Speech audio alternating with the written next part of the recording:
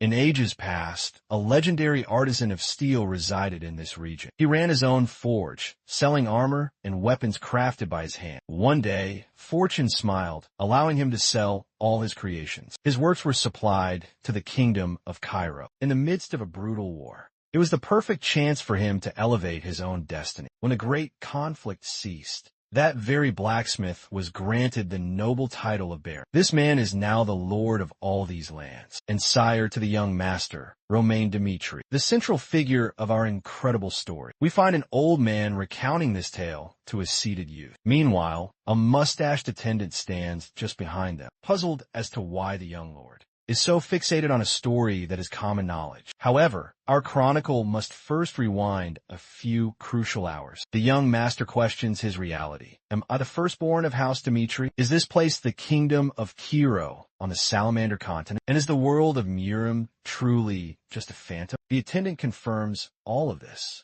He thinks to himself that the young master was always peculiar, but today he seems to have completely lost his senses. Perhaps he has been taking some of those strange substances that have become a trend among the aristocrats. The mustached man then informs him that a certain young lady from the prestigious Lawrence family is arriving to see them. But as he speaks, he recalls how the young master has merely wasted his existence for the last 25 years. This is how he became known as the trash of the Dimitri family. The servant tries to convey the importance and status of the girl, but Dimitri cuts him off, stating a more urgent matter exists. He demands the eldest soul in these lands be brought before him, someone far more vital than this approaching noblewoman, because he must learn how to survive in this strange new world. The mustached man is baffled, wondering why a 25-year-old would utter such words. But as a mere retainer, his only choice is to obey. The saga then returns to the present moment. The elder finishes, saying that is the extent of his knowledge. Dimitri offers his thanks and promises him a generous reward. But the old man simply replies, "It was my honor to speak with you, young master." Now Dimitri is certain. He is known to all as Roman Dimitri. However, his true name is Baek Junghye. He is a being from the Murim world who lived a life of war, conquered all he desired, and finally embraced a peaceful death. But for some inexplicable reason, he has awakened in this body. He wonders if this is the will of the heavens, or a curse for his refusal of ascension. Suddenly, a commotion erupts outside, and a man screams for a bastard. A boy is brutally kicked in the face as onlookers just stare, cornered by thugs before a humble storefront. He bleeds, unable to fight back. The men relentlessly call him a filthy piece of trash, and the savage beating mercilessly continues. Dimitri's servant moves closer to investigate, but is instantly paralyzed with fear. He knows that Crimson Fong tattoo all too well. Beside him, a voice asks what is happening.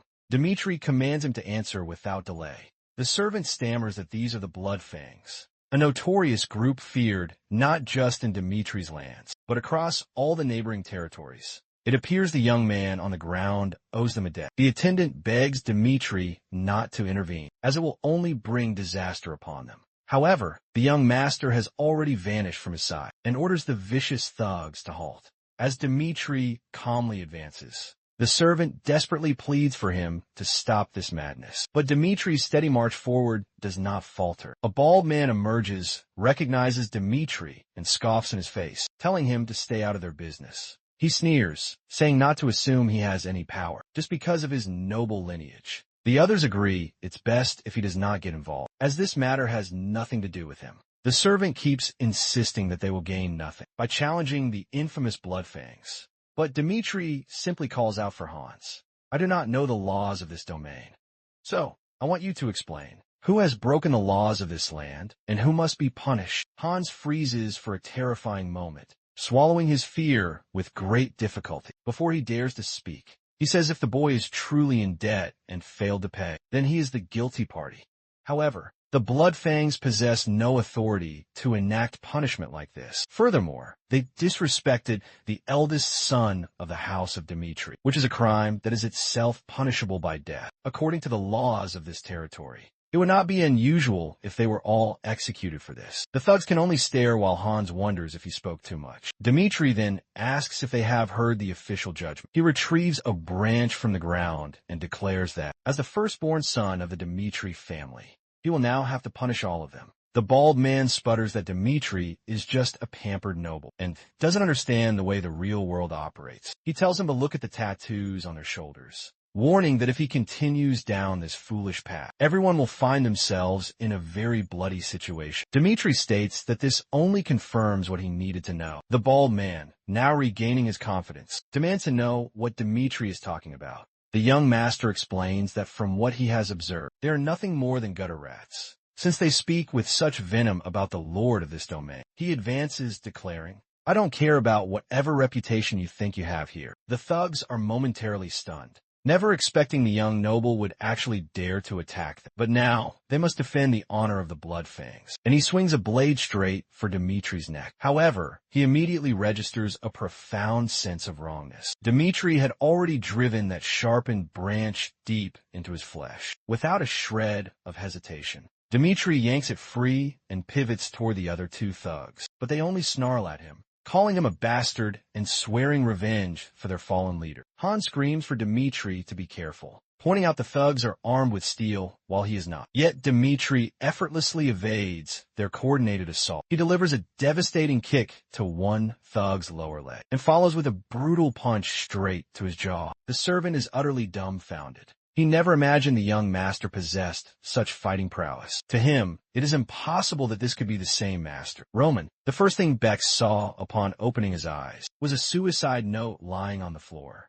and scattered narcotics. The kingdom of Kiro, eternally embroiled in war, had to select a champion from each of its noble houses to enlist in the military. Roman was chosen to represent his esteemed family. However, the coward chose to end his own life instead. Beck considers it a truly pathetic existence, regardless of the hardships Roman endured, but the current inhabitant of this vessel. And now, he will live according to his own will. And with nothing but a simple stick, he painted the entire street crimson. Unfortunately, I will have to censor most of this part, because the boy is just too vicious. From behind him, someone whispers that he is a monster. One of the last surviving Bloodfangs tries to make a run for it, but Dmitri snatches him by the hair, slams his face into the dirt, and declares that the law is absolute. He warns that this last one will be permitted to live. As a message of what occurs when the law is defied, he assembles all the townsfolk and proclaims that his name is Roman Dmitri.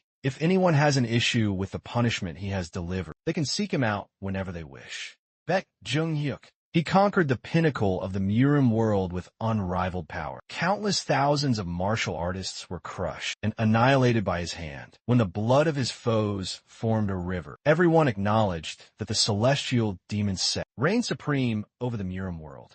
But now, in this very moment, he must exert himself just to handle mere street vermin. He calls for Hans and orders him to alert the city guards to what has transpired, and to have someone sanitize this entire area. The servant simply says he will handle it at once, and sprints away. Dmitri considers how feeble and pathetic the body he now commands is. He must hasten his search for information on how to regain his true power. Just then, the boy he had rescued moments ago staggers to his feet and thanks him for sparing his life. Dmitri recalls that this was the boy who was being brutalized, but tells him his actions were not meant to save him. The Bloodfangs broke the law and faced their judgment. That is the end of it.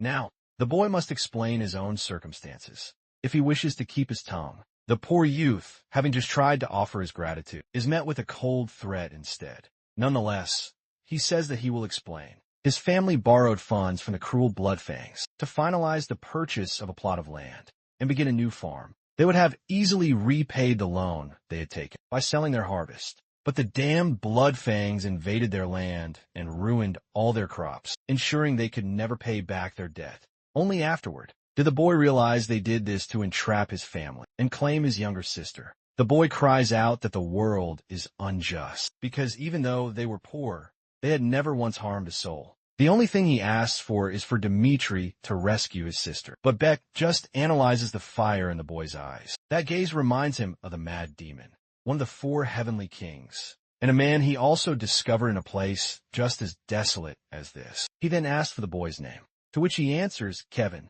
With that, Roman says he will investigate the matter and handle everything. The boy screams his heartfelt thanks, while Dmitri senses he will have a destined connection with this youth. The scene cuts to an approaching elegant carriage. Someone inside notifies their lady Flora that they are approaching the Dmitri manor. The blonde woman sighs, saying she is aware. It seems her fate is to meet this man, Roman Dmitri. 1 month prior, a voice boomed inside a castle, demanding an answer. Why an arranged marriage with the upstart Dmitri family? Her father tries to explain to her that their lands have fallen into a desperate state due to the devastating war.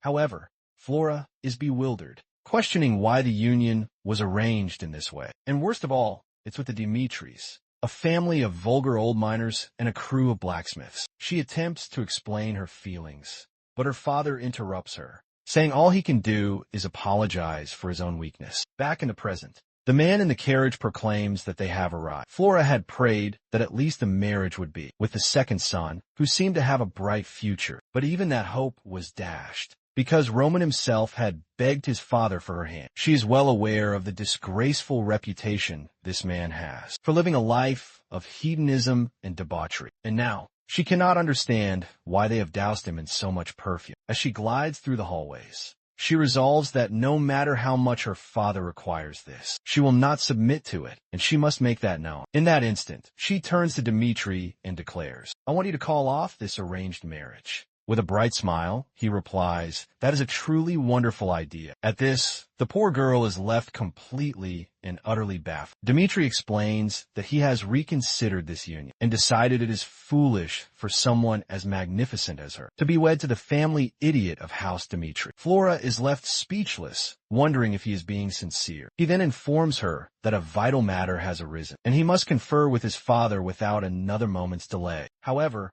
she stops his retreat, demanding to know what is happening. She had been told this entire marriage was only arranged because he had pleaded with his father for it. But now, he is canceling it all without the slightest pause, which leaves her completely perplexed. Dmitri simply asks her, "Do you actually wish to marry me?" And when she responds, "No," he tells her that in that event, they have no further reason to cause issues for one another, and he will handle the fallout from this. He assures her that she has no need for concern, because he will shoulder the full responsibility, since he's already known as the fool of the Dmitri family. He doesn't care if he's also called the divorced one. She cannot fathom why he appears so resolute. Is this truly the same buffoon everyone speaks of? The door then shuts firmly behind him, and from within, she can hear a furious argument. Someone roars, demanding, what is the meaning of nullifying this engagement? However, Dmitri calmly tells his father he is simply informing him, because he has already notified the lady. His father bellows that he is an idiot, reminding him that everyone already calls him the disgrace of the Dmitri family. And what he had been trying to do was secure a beneficial connection for his son. It was the one simple task he needed to do, as it would guarantee noble status for their house. All Dmitri had to do was marry a beautiful woman, for whom he himself had desperately pleaded. Dmitri apologizes, but his father seizes something from the table and hurls it at his son's head, demanding to know if he believes an apology will solve this. He had been making arrangements to do something about sending him to the fields of war for the next 6 months, but now that fate seems unavoidable, and he demands if Dmitri has anything left to say. Dmitri calmly replies that he has nothing more to add. His father then snarls that he heard Dmitri challenge the Bloodfangs and even punish them, but he refuses to believe. He should understand that even he cannot oppose that organization. So now, Dmitri will have to face his own consequences. His father will not lift a finger to help him. Watching his son remain utterly silent, his father expects him to fall to his knees and beg. But Dmitri just responds that he understands completely and will resolve everything by his own power. Confused, his father rises and demands what he means by that. But Dmitri simply states that the trouble was created by his own hand, so he will solve it and will only return once it is all finished. With that, he closes the door and begins wiping his face clean. A voice nearby asks if he has gone completely mad. Dmitri turns to see Flora and questions why she remains here. She tries to make him see reason, that he is challenging the Bloodfangs, who do not even show fear before nobles. If they consider him a genuine threat, they will most likely assassinate him. She urges him to go back to his father, plead for his forgiveness, and abandon this path. But Dmitri only asks why he would ever do such a thing. She explains her logic, but Dmitri cuts her off, stating that it seems she truly does not know her own place. The scene flashes back to a few hours before.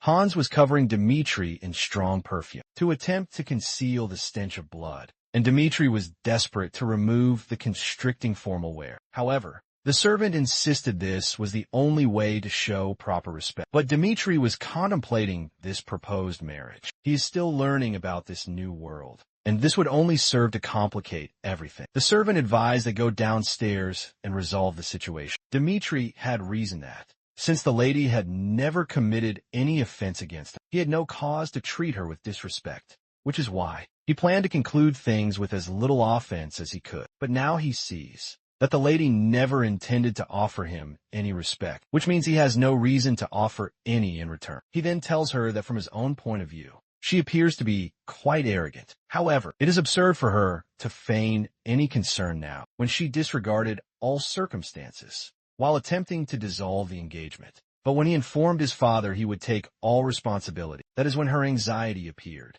He accuses her of trying to posture as a good person after forcing him into this very position. But she must realize that at no time did she have any effect on his decision. They will now walk their own separate paths, and each will be master of their own lives. He told his father he would assume full responsibility to ensure that nobody would believe. This was a repercussion of their relationships, and because he wanted no more connection to her whatsoever. This was the first and the final time they would ever meet. Later on that night, a woman tells a man to stop drinking. It is Liana, Dmitri's loving mother. His father admits that earlier today, regrettably, he struck their son Roman once more. This is because after they achieved noble status, he swore his son would never face such hardship again. Liana tries to comfort him, saying it is fine and that their children have grown up strong. The father agrees with this, but confesses he still does not know why their boy acts this way, especially since Roman was the one child who faced the hard times with him. He feels he has no idea how to guide Roman. Liana tells him that it's okay, that they might have made errors as parents, but that is a normal part of life. And even so, they are still the only ones who can guide their son's errant path. Liana expresses her belief that the Romero she fell in love with will help their son return to the path of righteousness. Her husband asks if she is speaking of the issue with the Bloodfangs. She nods, saying he surely spoke those words in a fit of rage. But since he can be a bit stubborn, it may be prudent to ask Captain Jonathan to aid their son. He then calls for the servant and commands him to bring forth Captain Jonathan. The following morning, Roman strolls through the city, while Hans frantically tries to hold him back, warning him that the ruthless Bloodfangs will undoubtedly attempt to get revenge for what occurred yesterday. But Roman simply asks when Hans believes these thugs grew so mighty. Hans confesses he does not know. Roman clarifies that in conflict, infamy is the weapon that creates fear, because the Bloodfangs are known to be savage. That very fear has made them more successful in their endeavors. Hans then asks if Roman means that they are not a threat, or perhaps that they are weak. Roman replies that they're only as weak as the amount of fear they can inspire in me. The scene moves to a local tavern, where a server delivers a grand feast they have requested. Hans is overjoyed, saying the meal looks incredible. However, Roman gets up and announces he is heading out, but orders Hans to remain where he is, telling him that he will continue his investigation. But it will be far too perilous for Hans to go with him. Hans leaps to his feet, desperate, insisting that he cannot permit such a thing to happen. Even if it means he must face imminent danger, he must stay by the young master's side. Roman pauses for a brief second, and then asks Hans if he truly sees himself as one of his men. Hans affirms this, vowing he will always serve the young master. Roman then tells him he will go alone, because he cannot risk losing someone as loyal as Hans in such a reckless manner, and assures him he will return soon. The poor Hans is left standing there, motionless, not knowing what to say, but deeply moved by his master's words. As Hans sprints off, he thinks that now is not the moment to be lost in thought. He must tell the others what is happening. Roman has deduced over the last few days that the Bloodfangs are not as mighty as they pretend to be. The issue is that since they work in numerous small cells, it is nearly impossible to crush the entire organization. They will not wish to attack him in the open, and he cannot find them with ease. But if that is the case, he just needs to force them to find him. That is why he purposely strode through the city with Hans. Furthermore, today is a Dmitri night training exercise, so the streets are not as heavily guarded. This means that if they intend to seek their vengeance, this is the most opportune moment. At that instant, several men call out to Roman Dmitri from the shadows, and one of them leaps from the darkness, proclaiming that this is their retribution and that he will pay the ultimate price for his interference. With the blood fangs, but then a voice cries out for the captain. A man with disheveled hair turns around. It's Hans, sprinting toward a man named Jonathan, screaming out his name. Jonathan walks over to the servant, asking why he is in such a frantic state. Gasping for air, Hans desperately tries to explain what is unfolding with Dmitri and implores Jonathan to find the young master immediately, because he is in grave danger. However, Roman gracefully sidesteps the initial lunge, drives an elbow into the assailant's gut, forcing him to release his dagger, and then catches it in midair with his other hand. Before the man can even process it, he has already been struck down. It all happened in the blink of an eye, and the man stumbled back, unsure of what had just transpired. The other thugs, witnessing their allies' defeat, are equally stunned into silence. This Dmitri was completely unlike the one from the rumors. Roman simply asks what they are waiting for, and invites them all to attack him at the same time. Back with the city guards, Hans is hysterically detailing the encounter with the blood fangs. The soldiers look at one another, saying it makes absolutely no sense for Dmitri to be defeating the notorious blood fangs. Hans swears that it is all true, and that the boy has now challenged the entire group, making it far too dangerous for them to do nothing. Jonathan remembers Romero telling him about this and asking for his aid. He just wants to know why Dmitri, who doesn't even know how to properly wield a blade, is involving himself in such dangerous affairs. But he rallies his men and tells them to arm themselves, warning that they cannot allow any harm to befall the young master. However, he will be furious if the boy has truly instigated trouble with the blood fangs. But the poor blood fangs were already defeated on the ground. They charged Dmitri, screaming that he was a bastard, but he smoothly ducked under a wild swing and jabbed another in the gut. Another bald thug tried to attack him from the flank, but Dmitri just sidestepped and delivered a kick to his stomach. The fool crumpled, and Dmitri asked if it was only the three of them. The man attempted to threaten him, saying he wouldn't escape after killing two of their own. But Roman just smirked, asking if he hadn't figured out that all three of them would die. Roman then gently stroked the blade on the man's thigh, telling him it would be much better to answer his questions, starting with the identity of their leader. The scene cuts to a different part of the city, at the same tavern we saw before. Suddenly, everyone inside is shocked as Roman makes his return. The bald man behind the bar turns around to greet him. He welcomes the young master, who replies with a pleasant little wave. The man wonders why Roman is behaving so oddly today, and why he has even come here. The bartender chose to dismiss Roman's strange demeanor, and asked what he would like to drink. Roman requested a tear of the dawn. The bartender stated that they do not serve that particular drink here, and asked if he desired something different. Dmitri then requested the most potent drink they served, because he had a task to complete in the morning. Moments earlier, someone had told him that everything was run through the dew of the dawn, where they accepted all of their contracts.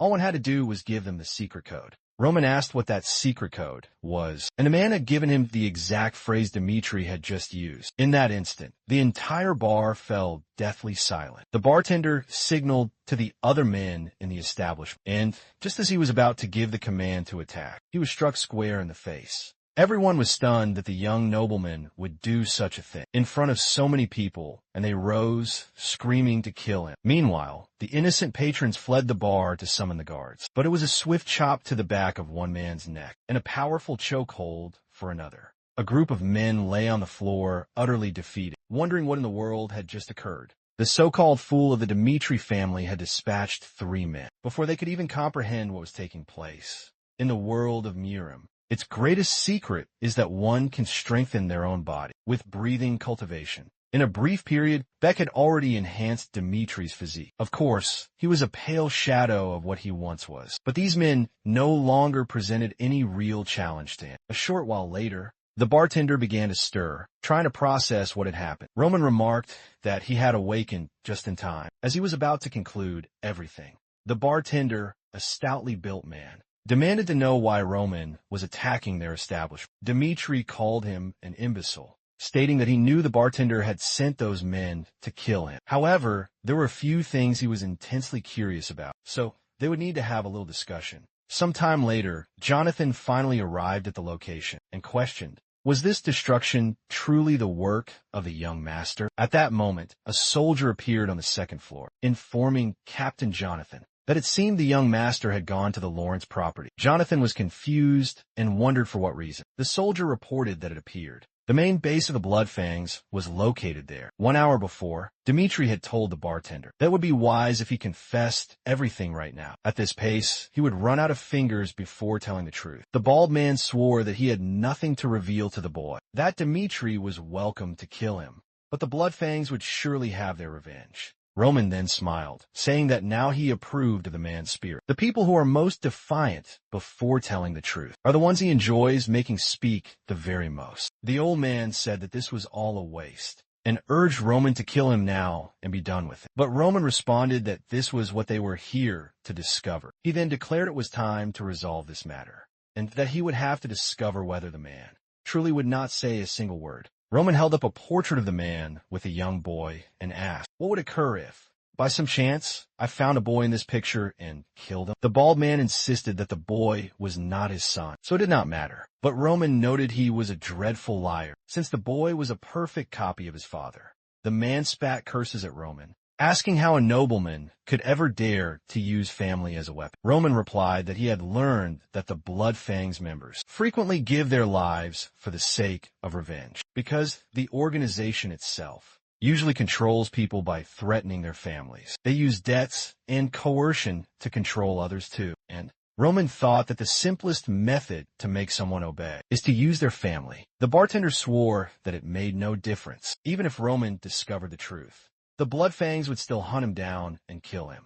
Roman told him to be more careful when choosing where he places his wagers. He was absolutely serious when he vowed to kill the man's son, and it was a promise he would make upon his own name. But before he sent his soldiers to hunt down the boy, he would give the man one final chance to reveal the truth. Now, he had to decide whether to bet on the Bloodfangs and watch his only son die, or to bet on Dmitri and let him eliminate the men. But the final choice was his. The scene changed to a small house tucked away in an alley. Someone asked if the news was actually true. The man replied that the entire division in the center of the city had been annihilated by Roman single-handedly, and if the Royal Knights got involved, they would be facing certain destruction. A grizzled old man who had a certain canine resemblance noted that he had not anticipated the boy having such gall, but it was illogical for an entire division to be defeated by a boy who had been cast out from the Swordsmanship Academy. The man asked about Roman's current whereabouts, and the other answered that he had just departed the Dmitri territory. He asked if the boy traveled alone,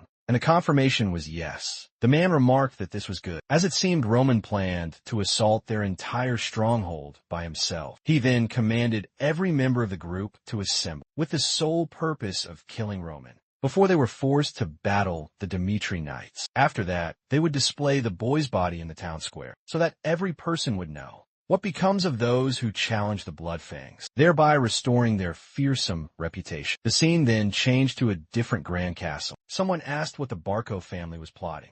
It was an assembly of noble elders, and they were debating how that family had borrowed immense funds, which probably meant they were readying themselves for a war. And if that were the case, they would need to gather their power before those men could become any stronger. The blond man stated that it seemed conflict would be unavoidable, something he had never imagined would occur. A man with spectacles noted that the central government also seemed to be giving their support to the Barcos. The old man in the red suit slammed his hand on the table, proclaiming that they could not stand to lose any of their lands, since the Lawrence family depends completely on their fertile territory. Another man tried to say that the records proved past financial debts, but the man shouted that this was nothing but lies. Someone then interrupted the fierce debate, demanding that everyone be silent. The blond man insisted that they could not cede the territory, or they would forfeit the rest. All the other noble houses, since the Barcos wished to challenge them, they would have to fight back with everything they had.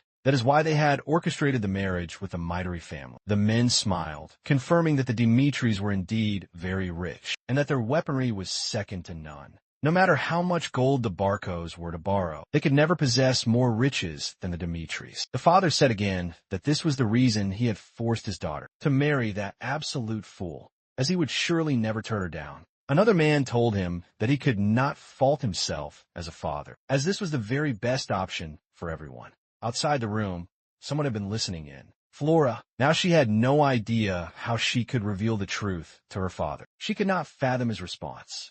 when he learned she had not consented to the marriage. But she also could not allow that her entire future would be sold off to a man like that. The issue was that this was not just her father's strategy. It was also the fate of her entire family. But no matter the outcome, she decided she would speak her truth as she braced herself to explain that she would not marry a man she had no love for. He turned, utterly bewildered. The man acknowledged Flora, then rushed to the chamber doors, calling for his lord, screaming that it was an urgent crisis. Flora could only stare, completely and utterly baffled. Meanwhile, in another place, a fist was hammering against a gate, demanding that some bastard open it. It was Jonathan, attempting to breach the Lawrence domain, but the sentry insisted he follow the established protocols. Jonathan swore that if Roman was hurt due to this delay, they would all pay the price. At that very moment, another soldier sprinted toward the gate, informing the captain that they were facing a new problem. It appeared the Lawrence main square was also in turmoil. Jonathan braced for the worst and threatened to smash the gate down if they refused him entry. Back at the square, the citizens were frozen by what they saw. Someone was being hanged, and they were terrified to even intervene. It was the old Wolverine-like man, pleading for someone to save him. He had been so sure that eliminating a single worthless noble would be an easy task. All they would need was any man from the gang to crush him. But in truth, they had brought many well-armed men. He had been convinced there was no possible way they could fail. Or, at the very least, that is what he had thought. That is, until he saw his men dead on the ground before him. Then he understood he was about to die as well. He started to stammer out his words, begging that he not be killed. Horrified at the thought of losing his life, stuttering, he pleaded for his life, clutching Roman's leg and begging not to be executed. But Roman simply tossed him into the center of the square. Before the eyes of all, the man cried, saying that if his life was spared, he would serve as a loyal dog for the rest of his days. Roman icily replied that if he wished to offer himself as a dog, he should have done it before he dared to bare his fangs. He then declared to the entire city that this man was the leader of the vile Bloodfangs, and everyone knew the kind of monster he was. They had threatened the great house of Dmitri and used vile methods to manipulate the people. The crimes this organization committed were undeniable, and Roman vowed that he would obliterate the entire group, along with the evil that they had created. As the crowd stood there in disbelief, Jonathan finally reached the main square, and the carnage left him utterly speechless. There was no need to explain what became of the leader. The scene then returns to that previous urgent meeting, where someone asked if the report was true. A soldier confirmed he had granted Roman Dmitri passage, believing he was the future husband of Lady Flora. However, just a half hour later, Roman emerged, dragging a man through the town center, proclaiming he was the chief of the notorious Bloodfangs, and executed him in front of all the townsfolk. The father was left without any words, and the others wondered whether this news made any sense. The man with spectacles noted that killing and punishing a man without the Lord's direct consent was an action that could not be overlooked. However, the Lord was not terribly bothered. With the string of new problems that were now appearing, he was more intrigued by the fact that the man, who would soon be his own son-in-law, had single-handedly destroyed the entire Bloodfangs. He gave an order that Roman Dmitri be brought to him, as he wished to speak with the young man himself. A short time later, Roman was brought into the room, along with the guard who let him in and Captain Jonathan. As a famous knight, Flora's father instantly recognized Jonathan, which made him assume that Roman had only been able to defeat the entire Bloodfangs with Captain Jonathan's aid. The firstborn son of the Dmitri house then introduced himself. The father chose to forego all the explanations and directly demanded why Roman had committed such a brutal act. Roman explained that several days prior, the Bloodfangs had broken the law and assaulted an innocent man. That is when he punished everyone at that very location. Outside, Flora was desperately trying to listen to the meeting. She beckoned the knight over and told him to come closer. She asked if he had truly brought Roman Dmitri inside, and he confirmed that he did. She then questioned why Roman had gone to her father's chambers. The knight implied that she may be one of the last to know, which, of course, left her feeling very concerned. Back inside the meeting, Roman continued his account, explaining that was why he had to assault the Bloodfangs fortress and eliminate their leader. That was the brief summary of all that had occurred. However, the Lord pointed out that Roman had no authority to execute a person on Loren's land. Roman conceded this, but questioned their power to handle such men, given that the Blood Fangs were a scourge upon this region, tormenting the local people while nothing was ever done. That is why he took the situation into his own hands, because he could not trust the House of Lorenz to do it. The two attendants on either side were aghast, and focused all their attention on Roman. But Roman only expressed his disappointment, saying he assumed he'd be summoned here for praise for doing the job that they had neglected. He then asked the Baron if what he had done was really wrong. The Baron asked the man at his side if he knew of Ben Miles. The man said that they knew he was not a righteous citizen, but they never suspected he was the leader of the Blood Fangs. At that, the Lord declared that was quite enough, deciding there was no reason to continue this pointless debate, since it would not have been an issue if the Lorenz family had dealt with the man on their own. He then said he would grant the boy a reward and let him depart. With that, Roman took his leave. The chamber fell silent, broken only by the Lord's sudden laughter. The man beside him wondered if his lord had lost his mind. The Lord seemed quite impressed, never having guessed that this was the real Roman.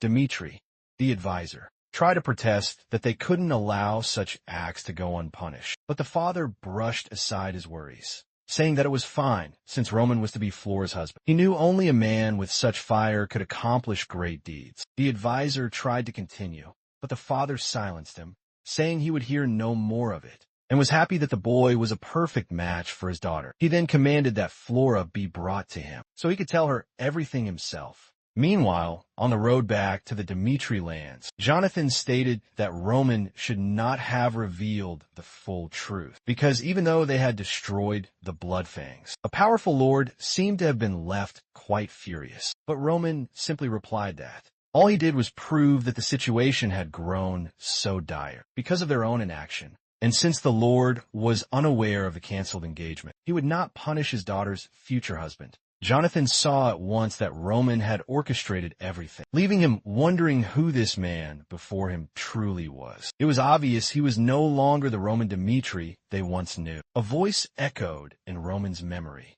calling him by his real name, Baek Jung-hyuk, and reminding him that as the son of the heavenly demon, he would have to prove he was worthy to be his successor first. He would have to endure starvation, the cold, and the hard earth. But his father had warned if he died, it would not matter, as he could just create another son. The only path to proving his worth was to dominate everyone else. Of course, Beck had already been beaten bloody. A larger boy had laughed, saying he thought Beck would be powerful as the son of the heavenly demon. But in the end, he was just an arrogant little child. Beck rose to his feet, only to be struck in the face once more. The poor child could not do a thing. The other children who did not join in just thought he was a fool, while most children were shielded by their families in their youth. Beck had been thrust into a world where only the mighty could survive. Back in the Dmitri territory, Roman was now soaking in a large bathtub, relishing a moment of peace. He could not believe how weary his new body had become from such a trivial encounter. However, it was certain that since his arrival in this world, he had been through many new things. To defeat the Blood Fangs, he was forced to kill all who blocked his path. He felt no regret, as it proved that he had not changed as a man. If he must, he would torture those who opposed him and eliminate any who dared to threaten his life. This was the very life he had always known, and nothing would be different just because he had become Roman. The only real problem was that it was growing far too dangerous to venture out, as he had, and he did not yet know how this new world functioned. Not to mention his own true power had been severely weakened, and he would have to be careful about how he moved in the future. Suddenly, a voice called for the young master from the door, telling him that the Lord wanted to have a word with him. In the chamber, Romero asked if his son had truly done all of that. Jonathan confirmed it, saying that Roman had changed profoundly. The father still had his doubts, but the knight swore that this young master was not the same man they had known. Romero confessed that Roman had always been his greatest trial, his only son with no discernible talents, and the only one who had suffered the hard times when they were poor. A long time ago, Roman had offered his father a piece of candy. When asked what it was, the child had just answered, "It's a sweet." Romero was toiling in the mine when he saw his boy approaching, and asked why he had come to such a treacherous place, reminding him that it was not safe here. But the boy just beamed and said that his father worked too hard, so he brought him a sweet to give him more strength, to work faster and return home to him sooner. All Romero had ever wanted was for his son to know happiness. That's why he always doted on him and gave him money, so he would never be called a poor boy. He never dreamed that this would lead Roman down a dark path. A part of him had already lost all faith in his son, but hearing that he had single-handedly destroyed the Bloodfangs filled him with a powerful, renewed hope. At the door, Roman requested to enter. Romero thought that no matter how Roman had accomplished, he had managed to crush the infamous Bloodfangs. If that was the case, he was willing to do anything for his son. This would be his atonement for having failed as a father before. When Roman entered, Romero remarked that he'd been told Roman had crushed the Bloodfangs by himself. Beck, now wearing Roman's form, studied the young man's father. He could tell that the man was filled with hope and was waiting anxiously for what he was about to say, but knew if he confessed the whole truth, he would be seen in an entirely different light. The only problem was that achievements beyond all reason always carried a heavy price. If he were to downplay his power now, he might gain more time to grow even stronger. As his father continued to call out to him, Beck weighed whether to tell the truth or a lie. Concealing the truth appeared to be the more logical choice. Beck's mind flashed back to when he was being beaten as a boy. The bully had mocked him, asking if that was all he had. But then Beck seized a stone from the ground and smashed it into the other boy's face. Without any mercy, the boy was badly injured, falling to the dirt, and Beck rose, grabbing another stone to finish the job. From that day forward, every single one of them feared him. That was when he learned that in a cruel world, the most powerful being will always rule. He declared to them all that the boy he had just crushed was the former leader of their little group, which meant that now he was their new leader. Displaying one's absolute dominance was the only way to claim victory. That is why Beck, now Roman, decided to simply say, yes, I was the one who annihilated the Bloodfangs. He and the heavenly demon did not know how to hide their mind. Sometime later, at the city's training grounds, the young knights were honing their swordsmanship skills when a voice ordered them to halt and show their respect to the Lord, who had just arrived. Everyone instantly bowed their heads, and a blond boy in the group looked up, surprised, wondering why Roman Dmitri was even here. The instructor announced they would be testing their swordsmanship against Master Roman, and invited anyone who wished to participate to please step forward. Strangely, everyone was sweating and nobody wanted to volunteer. The blond boy could not understand why everyone appeared to be so afraid of Roman, or more accurately, why anyone would wish to fight the family idiot. 1 hour before, when Roman had admitted to his father that he was truly the one who had destroyed the Bloodfangs, his father demanded to know how he had defeated them. Needing to avoid creating any suspicion, Roman claimed that he had been secretly honing his swordsmanship. His father asked why he had kept his training a secret, assuring him he would have provided him with all the aid he needed. Roman replied that he was weary of squandering his life and wished to prove that even the fool of the Dmitri family could achieve something by his own power.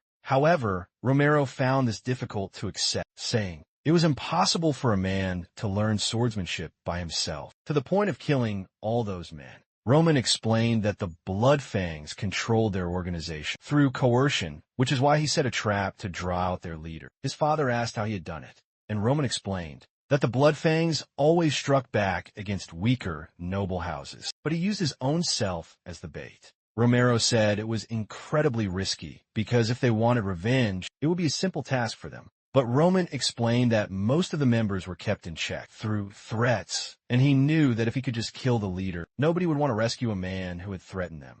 Romero thought to himself that it was a remarkably well-devised strategy, and Roman had shown immense bravery to see it through. Impressive would be an understatement for what he had achieved. To imagine that Roman was capable of such a feat. His father then asked if he could request a small favor, and Roman consented.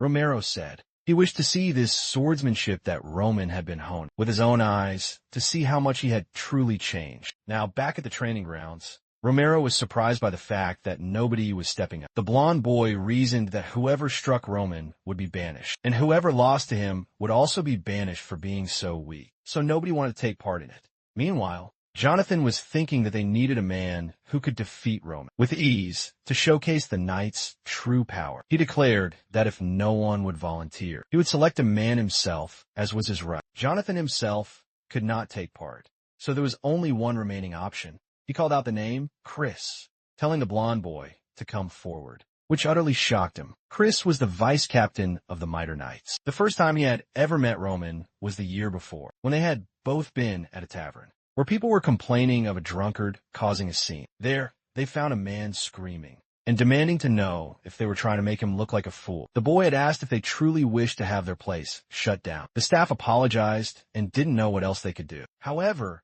it was the drunken Roman who said that filth like them should not even dare to speak, and he commanded the man to approach him once more. They tried to say something, but he smashed a bottle against the wall. That is when Chris told the boy that he had done enough, but he just demanded to know who they were. Chris reached out to seize his wrist and drag him from the tavern, telling him he was making a fool of himself. But he received a hard slap across the face, and Roman had asked, "How does a lowly knight like you have the nerve to put his hands on me?" Well, with just that one slap, Chris knew at once that this boy had never trained a day in his life. His power was, at best, less than that of an average man. He pitied the Lord for having a son as pathetic as this boy, and he was entirely sure that this man was just trash, better off being dead. So why were they now ordering him to have a duel with this Roman? He tried to tell the captain that he did not think it was wise, and that there were likely other, more qualified men for this duel. However, Jonathan insisted that the boy had annihilated the blood prisoners, so it had to be Chris. Chris was about to say something else, but Jonathan simply cut him off.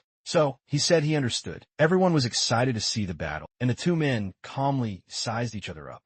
Jonathan told them to wait. But at that instant, Chris said he had one condition. He warned that he had sworn an oath to be merciless in a duel, no matter who it was. If they would accept this single condition, he would then agree to take part in it. He was convinced that this idiot was not the man who had defeated the blood prisoners. Jonathan and Romero appeared to be in agreement, and Roman, of course, just smiled, which did not sit well with Chris in the slightest. Jonathan said that by the look on the boy's face, he had accepted, and then he told both men to ready themselves, while Chris was seething with rage. Roman was just smirking. The second Jonathan gave the word, Chris instantly lunged forward, while the boy stood completely still, waiting for him. He calmly observed one of the movements, and Chris unleashed a full power strike that the boy parried. The men who had trained with Chris knew at once that he was giving it everything he had. However, Jonathan was already stunned. The boy had actually blocked the attack. Chris pulled back at once. He could feel the boy's strength just from the way he had defended, not to mention that his form still seemed perfectly balanced. This was not at all how he had imagined this duel would play out, but he did not care about any of that.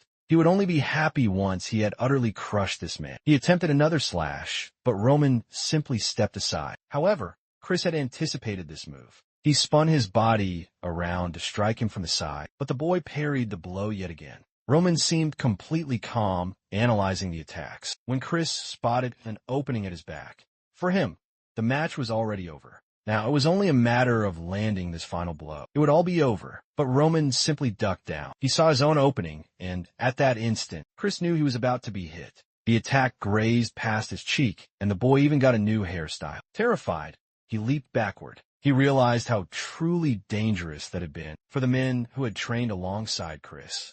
It made no sense at all that he was being defeated, and he himself wondered if this was truly the skill of Roman Dimitri that he knew. From his defense to his evasion and his attack, nothing was out of place. Could it be that he had really defeated the blood prisoners? Because if so, at this rate, at that instant he thought, he was overthinking things, and Roman was still the same fool as always. But that's when Roman said, that was enough of a warm-up. And he announced that this time he would strike first, and the poor boy had not even had a chance to react yet. Too late, when he finally saw it, he managed to defend himself at the last second by pure instinct. While he could not believe that the boy was so incredibly fast, he took a step backward, but Roman continued to advance. All Chris could do was defend, inch by inch, and the men watching were horrified by the storm of attacks. Chris was having to give it his all just to defend himself. He had to, at the very least, find a chance to end this. But then he took a blow to the arm that sent him stumbling sideways. He knew he had to retreat,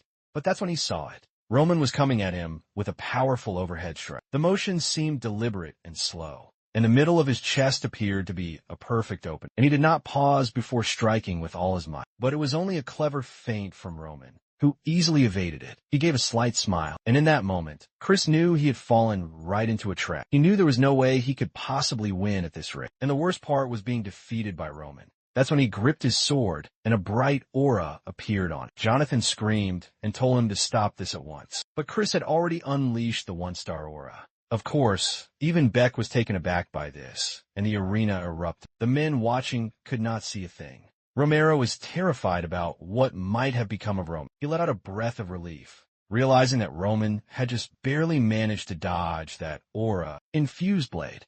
Chris, spent after accidentally releasing the aura, was immediately struck on the chin for his transgression. Naturally, neither Jonathan nor Romero had expected Roman to win, but there was Chris lying unconscious on the ground. Everyone had always asked who this new young prodigy of the captain was. The others would always say that he was one of the finest knights they had ever witnessed. Despite being so young, he was already a 2-star knight. Rumors had spread that he had begun to feel mana after only 6 months of his training, and had reached 1 star in under 3 years' time. Furthermore, his swordsmanship was said to be truly legendary. The women were all so very curious, wanting to know the young boy's name. After his training, Jonathan would often say that was enough for today, but Chris would get up and ask to train just one more time. That sort of passion had thrilled Jonathan, because the boy did not only possess talent, but he also worked incredibly hard. Chris was a true genius, but there was his genius now being utterly defeated by Roman,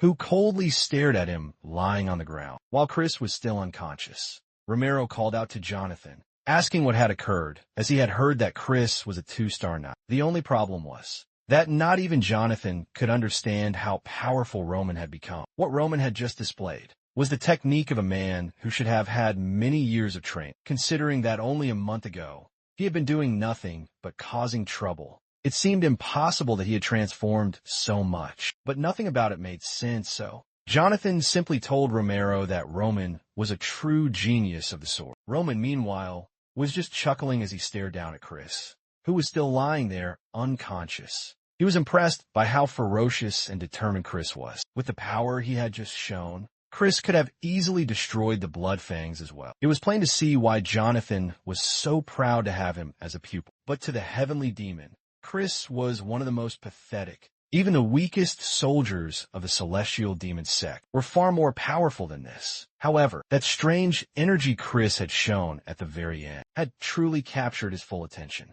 As another joker began to appear, Romero began to laugh like a complete madman. Once again, everyone was completely baffled. But of course, Romero said it was wonderful to see this. To him, it was incredible to have a son who was a genius of swordsmanship. He asked Jonathan if he was certain. Jonathan replied that it was impossible for a person to have grown so much without being a true genius. Naturally, the father was beaming with pride. He called Roman over, telling him to come a little closer. Romero said it had been a very long time since he had been this proud, and that he wanted to reward his son. To him, Roman deserved anything he could ever want, so he could request anything he desired. Roman smiled and mentioned the great war that was to happen in 6 months. His father was already sure that Roman would ask to not go, and asked what his request was.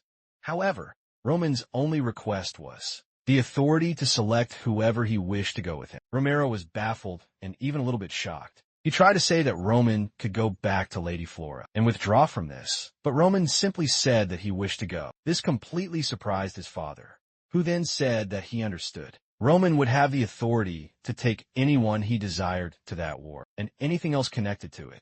Roman then said he had one additional request, and his father told him that as long as he conducted himself properly, he could ask for anything at all. Roman made his second request while staring down at Chris, who was still lying there unconscious. When Chris finally awoke, he asked why he had to teach Roman about aura. Jonathan simply said that it was the master's direct order. However, Chris protested, saying this was just too much. He did not even know Roman, and after being in a coma for so long, it was a great dishonor. Now, on top of all of that, he had to teach aura to this man. He said he would prefer to have his head chopped off. Jonathan cut him off and made a counter-proposal. If Chris could use this chance of teaching Roman to discover why Roman had transformed so much, he would earn the right to learn any technique that Jonathan had been keeping secret from him. Immediately, Chris shot up, excited, asking if it was true, and Jonathan swore that it was. Now, Chris was thrilled because he was sure this would be easy, and he would definitely received the hidden art to becoming a 3-star knight. Of course, he did not want to appear too eager, but he told Jonathan to be true to his word. Inside the castle, a voice called out to Roman, saying they had heard about the amazing duel he had today. It was Hans, who said how incredible it was that Roman had defeated a 2-star ranked knight. Roman asked if he knew what this 2-star aura thing was. Hans said he did not know very much, but explained it was related to the power to wield mana. Our protagonist then mused that it appeared to be called mana. In this world, he was positive the power Chris had used was a key explosion, but the method they used for it was entirely different from how it was done in the Muram world. Here, it was known as aura, and one thing he had observed was that it was a complete waste. Even though he did not know why they used ki in such a way, he knew he had to learn much more about this strange power and how the people here used it. But during the next day's training, he was certain he would find the answers that he sought. The next morning, Roman stood directly across from Chris, who was clearly not pleased. However, Roman was not much different until the boy let out a small laugh, which immediately enraged Chris. He tried to compose himself and said he would explain what aura was. He explained that aura was nothing more than the manipulation of mana. From a swordsman's point of view, mages also wield mana, but they weave it into sigils and spells, while knights instead wrap it around their bodies. The first person to master the use of mana was Emperor Alexander. He was the very first to realize that it was possible to use mana to fortify the body, and aura was the power to unleash it in an instant. This allowed a person to wield much greater power than normal. However, Chris noted that the history was not very relevant, since only a rare few people could ever wield mana. 1 in 1,000 could ever become a knight, and 1 in 10,000 could ever become a mage. That is why finding out whether you possess the affinity is the most crucial step, as the bare minimum talent needed to be a knight with aura is the power to at least be able to sense mana. He said that it had taken him 6 months, but doing it in a year was considered above average. Roman accepted this and asked Chris to explain how to sense this mana. Chris agreed, while thinking that Roman was full of himself after winning that one simple fight. However, it was a great shame, as talent in swords and in mana were two entirely different abilities. Now, Roman would face the cold, hard truth through this training. But the very foundation of this training was flawed from the start. Roman had already perceived the mana of this new world, and using the methods he learned as the celestial demon, he was gathering a part of it in the core of his body. He was only here to see why they did things in this manner, even if it was not the correct method. He wanted to know why they did things in such a way. Chris started to pace around and told Roman to feel everything that made any contact with his body. He could begin to think about trying to manifest it. When he was successful in manifesting it, he would officially become a 1-star knight. However, there were many different ways to manifest aura. It could be channeled into a sword, or, for example, cover one's body. He was about to continue his lesson when he noticed something. Roman was already standing right beside him with his mana unleashed. Poor Chris did not even know what to say. The boy was actually manifesting an aura, but Roman could only think that.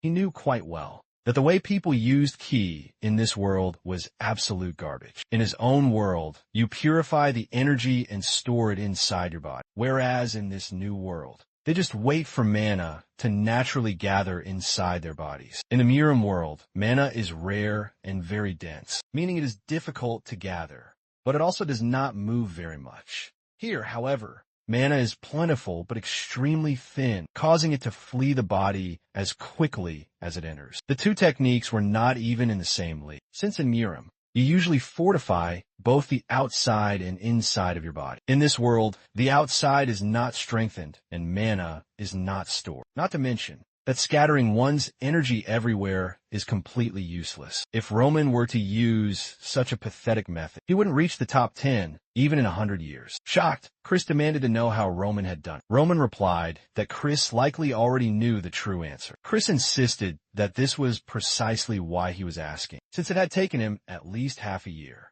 He commanded Roman to tell him the truth, accusing him of feigning that he did not know how to use mana, just to show off. Now, it was beginning to make sense why Chris had lost. Roman commented on Chris's belief that he was hiding his true power, saying that Chris was just assuming whatever he wanted. But poor Chris was fighting to understand what was going on, knowing it had taken him 10 years to reach 2 stars. Suddenly, Roman began to laugh, and Chris demanded what was so amusing. Roman simply said that Chris was entertained. Chris, now even more enraged, asked if Roman was saying that his great efforts were funny. Roman then asked if in all those 10 years of rising through the ranks, Chris had ever once doubted the methods he was being taught. Chris was about to answer, but Roman cut him off, saying that common people are like that. That traditions passed through ages are always absolute. When he first learned of aura, he questioned why everyone was so bound to this single path, when its weaknesses were so clear.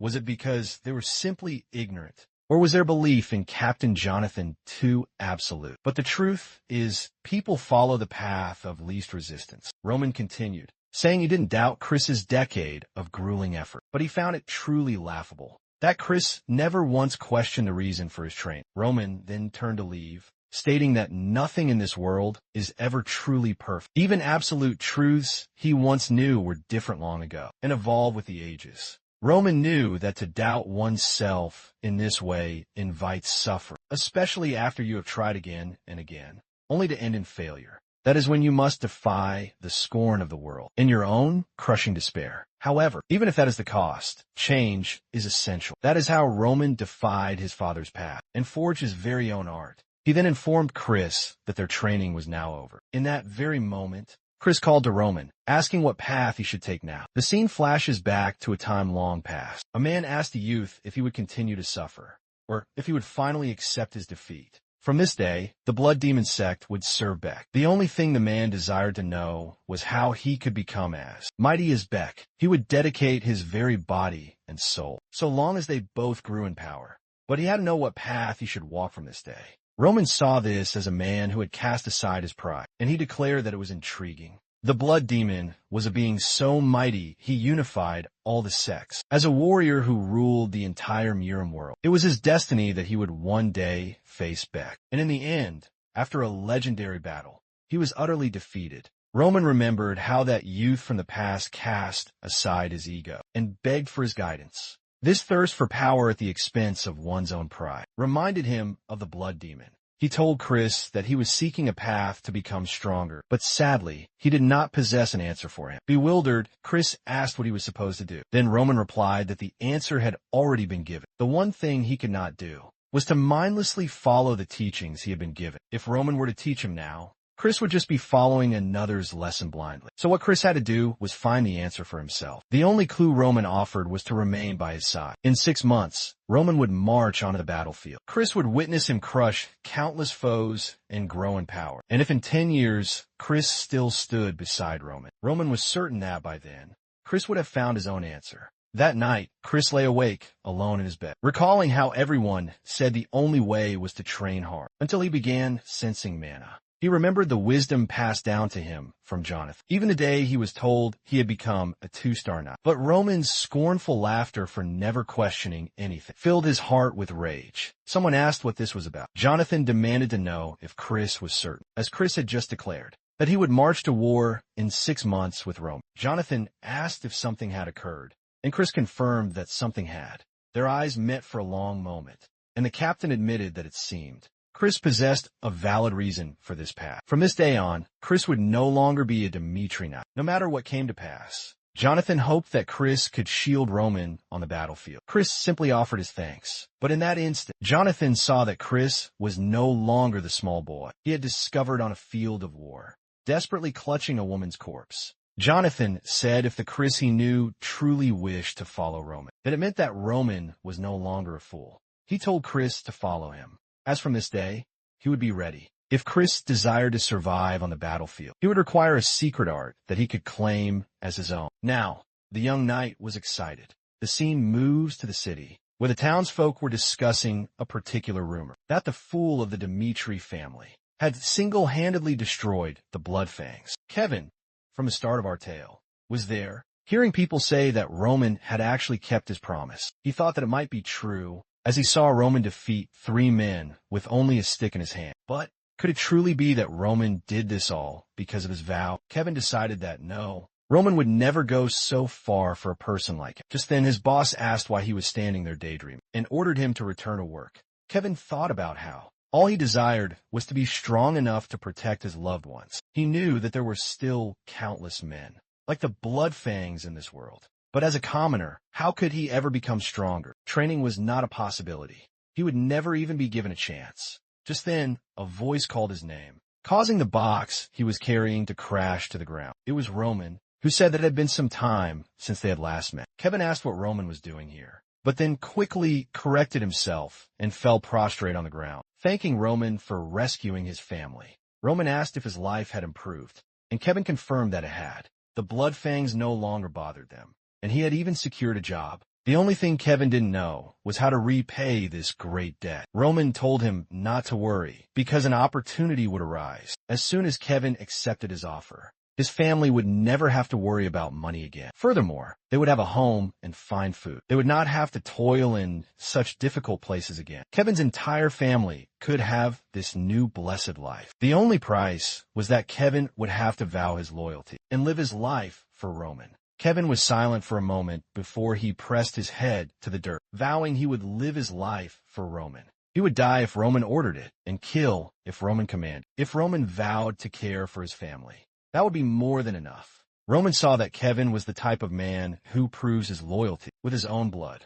In his past life, the Mad Demon was someone who could destroy entire sects with just a single command. Perhaps that is why as soon as he thought of recruiting someone, Kevin's name had appeared in his mind. It was truly worth it to see this young boy again, and Roman declared that from this day forward, Kevin was his. Back at the Dimitri castle, Roman entrusted Kevin to Hans and told him to help the boy adjust. Roman stated that he would return for him later, and Kevin expressed his sincere gratitude for everything. With that, they departed, and Roman went to the library. Roman began to research the path of the Aura Knights. The initial stage was the manifestation, which designated someone as a 1-star knight. To reach 2 stars, one must be able to cleave steel with their aura. At 3 stars, one surpasses all logical understanding and is hailed as someone truly special. In any kingdom on the entire Salamander continent, there were a few 6-star knights, but no one had ever heard of a person reaching the 7th rank. Even among the 10 strongest beings in the world, not all were 6-star knights.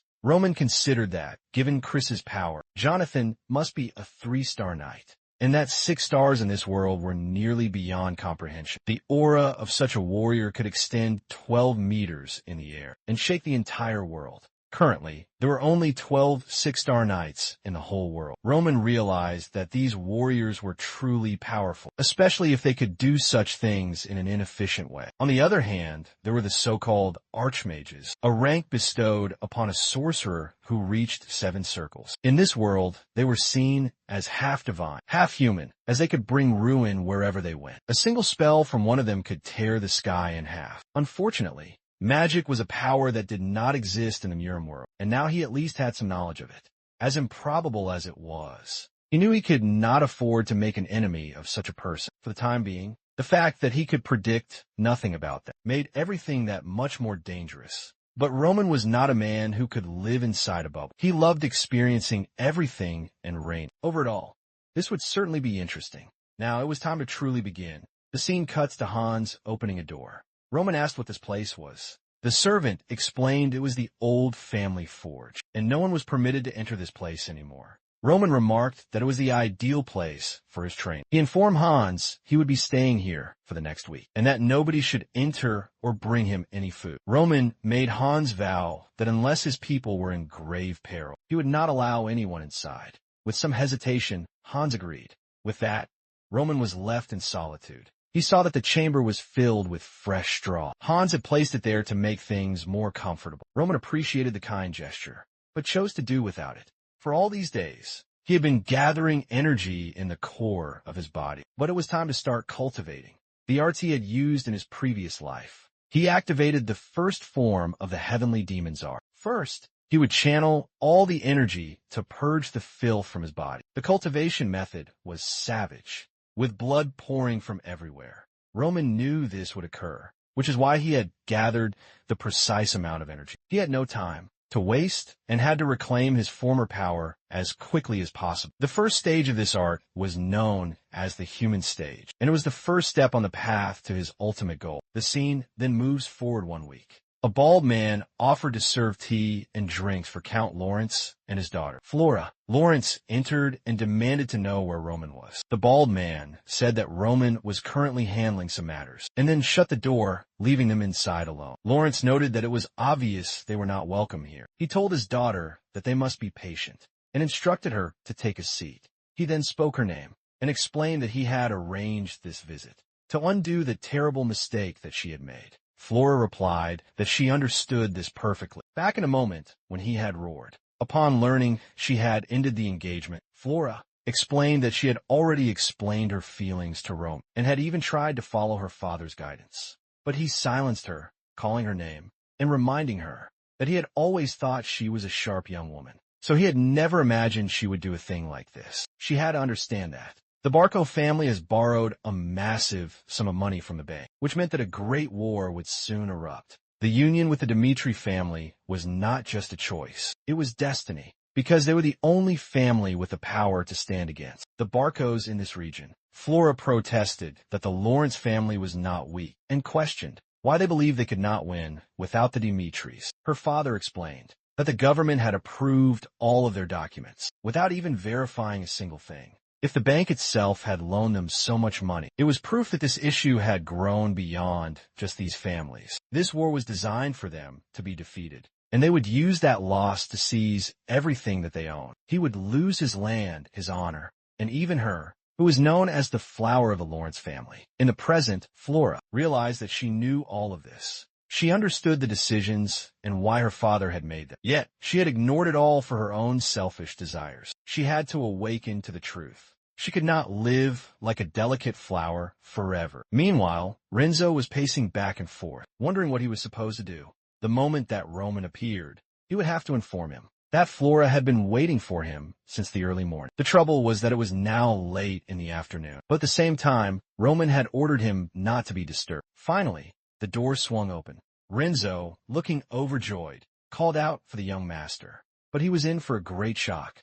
However, the scene cuts back to Lawrence. He had anticipated this poor treatment due to Flora's mistake. He knows that the Lawrences need this political alliance, but even so, this did not feel right to him. Suddenly, he rises to his feet and Flora calls out to him. He declares that he is going to resolve this and find Baron Dmitri all by himself. Someone calmly is taking a few notes. Then suddenly Lawrence throws open the door and demands why he's paying a visit and waiting for such a long time. If he was unhappy, he should have just said something. I never thought the Dmitris would be so small-minded. However, Romero is just standing there, observing it. He says he understands what he said, but asks if today's visit was scheduled in advance. The Baron says that he knows he has arrived unannounced, but it has been a week since he's been trying to talk with Roman. If at least they had refused him from the beginning, they would not have been so offended. However, Romero asks why he would ever deny a visit from the Lawrences. But now he wishes to know if that is all he has to say, and if he truly stormed into this room just to complain about being weary from waiting until noon. On the day that Flora visited, Roman himself declared he wished to end their engagement, even though they argued with their son.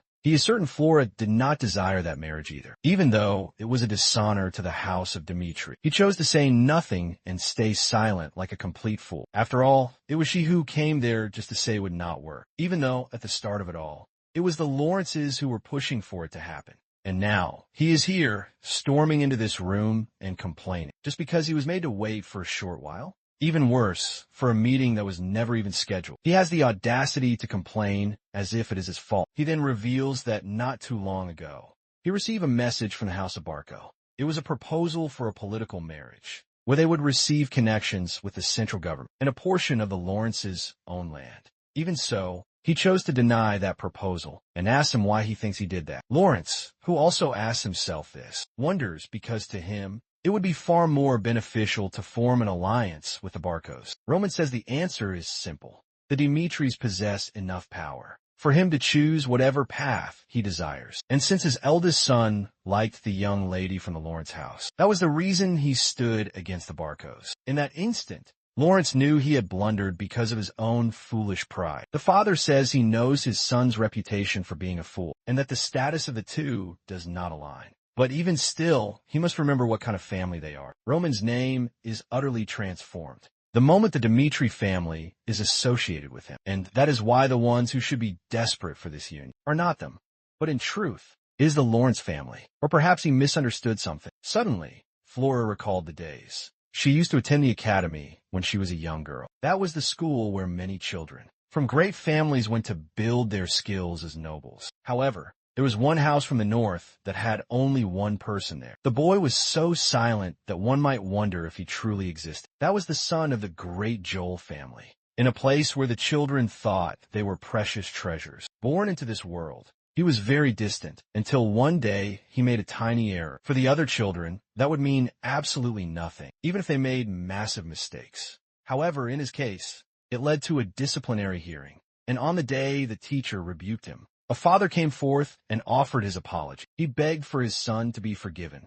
and swore he would teach him better. At that moment, from a distance, she could only think of one thing. She felt a great sorrow for him. However, right now, all of this seems quite funny to her. The Viscount apologizes and says he has nothing more to say. Meanwhile, Flora saw she had no right to feel pity for that boy, and the Viscount says his daughter erred due to her immaturity. At that time, Joel was weak, and this is the same reality for the Lawrences today. Once again, the father offers his apologies, saying that his entrance was a great disrespect, and Flora understood that the weak have no other choice but to bow their heads to the strong. It was then that she started to lean forward to apologize to Romero. However, at that instant, someone came in through the door. They announced that Master Roman had finally arrived, and Flora knew she had learned this lesson far too late. Roman's hair was now stark white, and he was cloaked in darkness. He entered the chamber and announced that Roman Dmitri greeted his esteemed father. Everyone was utterly bewildered,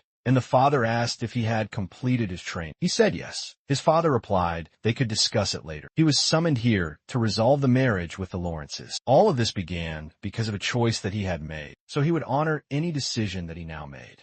Roman instantly knew what he was trying to convey. He knew the weight of the alliance between those two houses. At this time, when the Lawrences are in peril, the great wealth of the Dmitris would act as their shield. The father asks if he wanted this union, even knowing that. Roman said that back then. He felt that was reason enough. However, all of that changed when he met her for the first time, and she immediately spoke of ending their engagement. She has undoubtedly heard all the rumors and decided she would not marry a man such as him. Because of that, this shows that all of her choices were based on what others said, regardless of how the world may judge him. He wants to be with a woman who only trusts what she can witness and see, and it is for this reason that he vows to end the engagement. At that, the entire room fell completely silent. Lawrence believed that now it was the end of his house, as this marriage was the very last card they could play. No other family would agree to a political union in this state. This means they would have to face their problems with their own strength. The only problem is that if the Dmitris and the Barkos were to truly join forces, they would not have a single chance. He had to do something to at least prevent that. He then bowed and said that the Lawrences accept all responsibility for this. As an apology, they would no longer collect any fees from a Dmitri merchant passing through their domain. He knew this was not much for a family as rich as they were, but it was a way to prove they were truly sorry. Romero said he could not accept that, as the Dmitris could not benefit from his son's future. All they had to do was say it was Flora who ended it, and they would not combine their forces with the Barkos. Lawrence simply offered his thanks. Of all his worries, this was his greatest one, and with that, they departed from the room, not before he glanced back to see Dmitri standing there. If he had known the power of this young man just a little sooner, he would have been much more forceful when he had spoken with Flora. In the end, he too had made a grave mistake. Romero then called to Roman and asked what had happened to him in the past week inside that training. All he did was purge the impure energy to reach the human state. This is the core of the techniques he has created, and it is nothing special in the entire Muram world. The issue is that since this place has so much mana, it had gathered inside the body, and the purification of a thing like that created a truly miraculous effect. From his physical appearance, like the changes to his skeleton, it was clear that he had become a different man. He then simply tells his father he achieved an awakening on his own, and that this change had happened because he started to feel mana flowing inside his body. Romero was shocked, since this was supposed to take many years. He had heard of a strange event where mana begins to circulate, but it had happened to only a very few people. However, the boy was achieving one great feat after another, since he had managed to destroy the Blood Fangs. All of this was beyond all logic. But he could not forget that this boy was still his own son. Romero then said that no matter the trials he may face, he would not leave him to face them alone. And the boy must never forget that his name is Roman Dmitri, because his father would always stand behind him. At that moment, Beck recalled a time when he was being trained by his own father. His father always called him a pathetic little bastard. The man before him was not cold or cruel. He did not even push him to the very brink of death. He then thanked Romero, while thinking that this was not so bad. When he departed from the room, someone called out his name. It was Flora,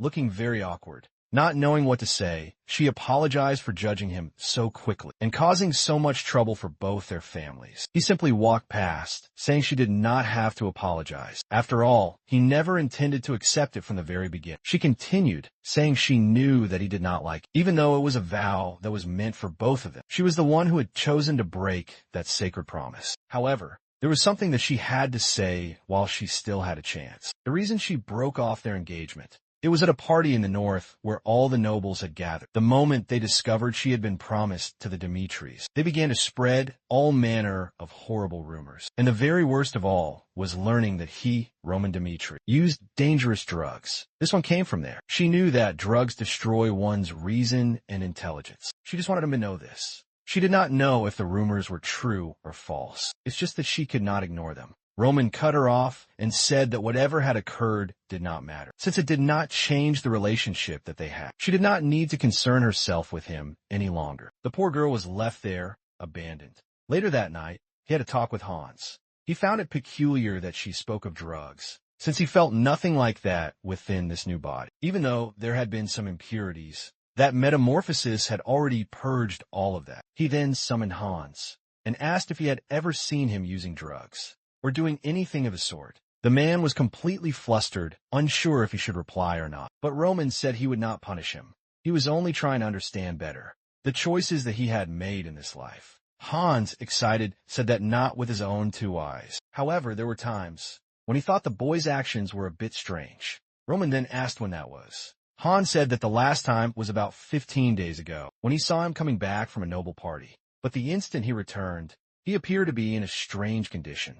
After that, he seemed to have lost his will to live and stayed in his room all day. Not to mention that every single night, he demanded a ridiculous amount of alcohol. This was one of the reasons Hans thought he might be using drugs. But now that he considers it, it truly does seem like a foolish thought. He recalls Flora mentioning those noble gatherings and asks who was the host of that party. Hans says it was the firstborn son of the Barcos, named Anthony. Roman begins to see that all of this is highly suspicious. The moment others learn he is to be her fiancé, he suddenly decides to take his own life.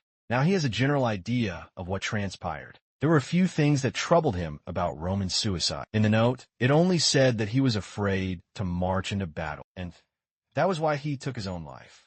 However, at that point, the union to Flora had already been arranged, but he made no mention of it. Not to mention that it would have been incredibly easy for him to escape the war with this new marriage. But even with all of this, he took his own life out of pure fear. Something about it did not make any sense. Roman then asked if he and this Anthony were always friendly. Hans said they had been friends for quite a long time. But recently, things did not seem to be going so well. It began when that marriage proposal with the Lawrences arrived, because that would create a massive problem for the Barcos, who wished to conquer the Lawrence lands. And the easiest path was to prevent that marriage from happening. This confirmed to Roman that these men were behind that letter. Hans then says that a few days ago, another letter with an invitation to a Barco party had arrived. This makes Beck very curious. Hans explains that he did not deliver it because Roman was in his isolated training and asks what he should do with it now. Roman laughs because it seems these men are underestimating it, and that is one of the things the celestial demon despises the most. He asks when the party will take place,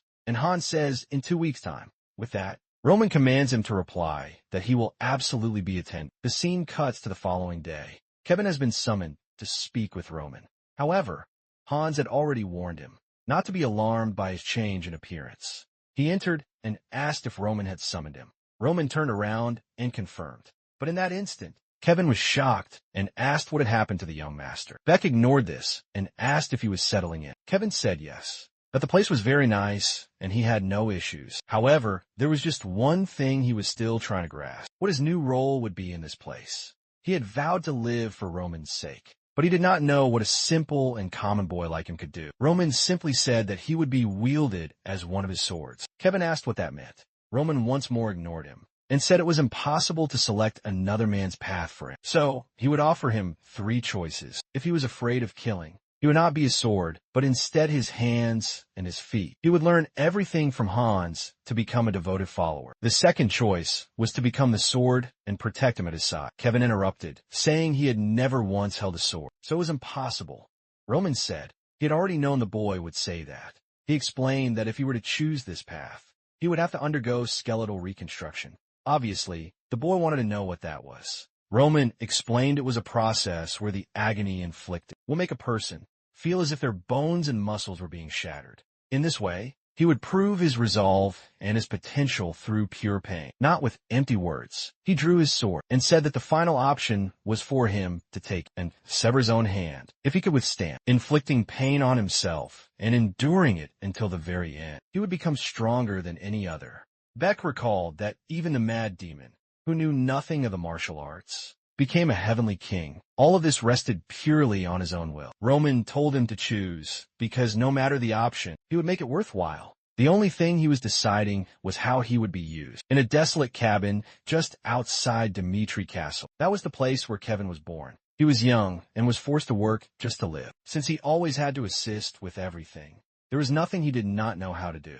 However, his life was forever changed. No matter how much effort he had made, there was always someone there to take what was his. That was the fate of someone who was weak. And that is why he could never forget what he saw. The overwhelming might of Roman that day. He could not see what severing his hand would prove, nor this talk of destroying one's very own body. However, if it meant becoming as powerful as Roman, he said that he would do it.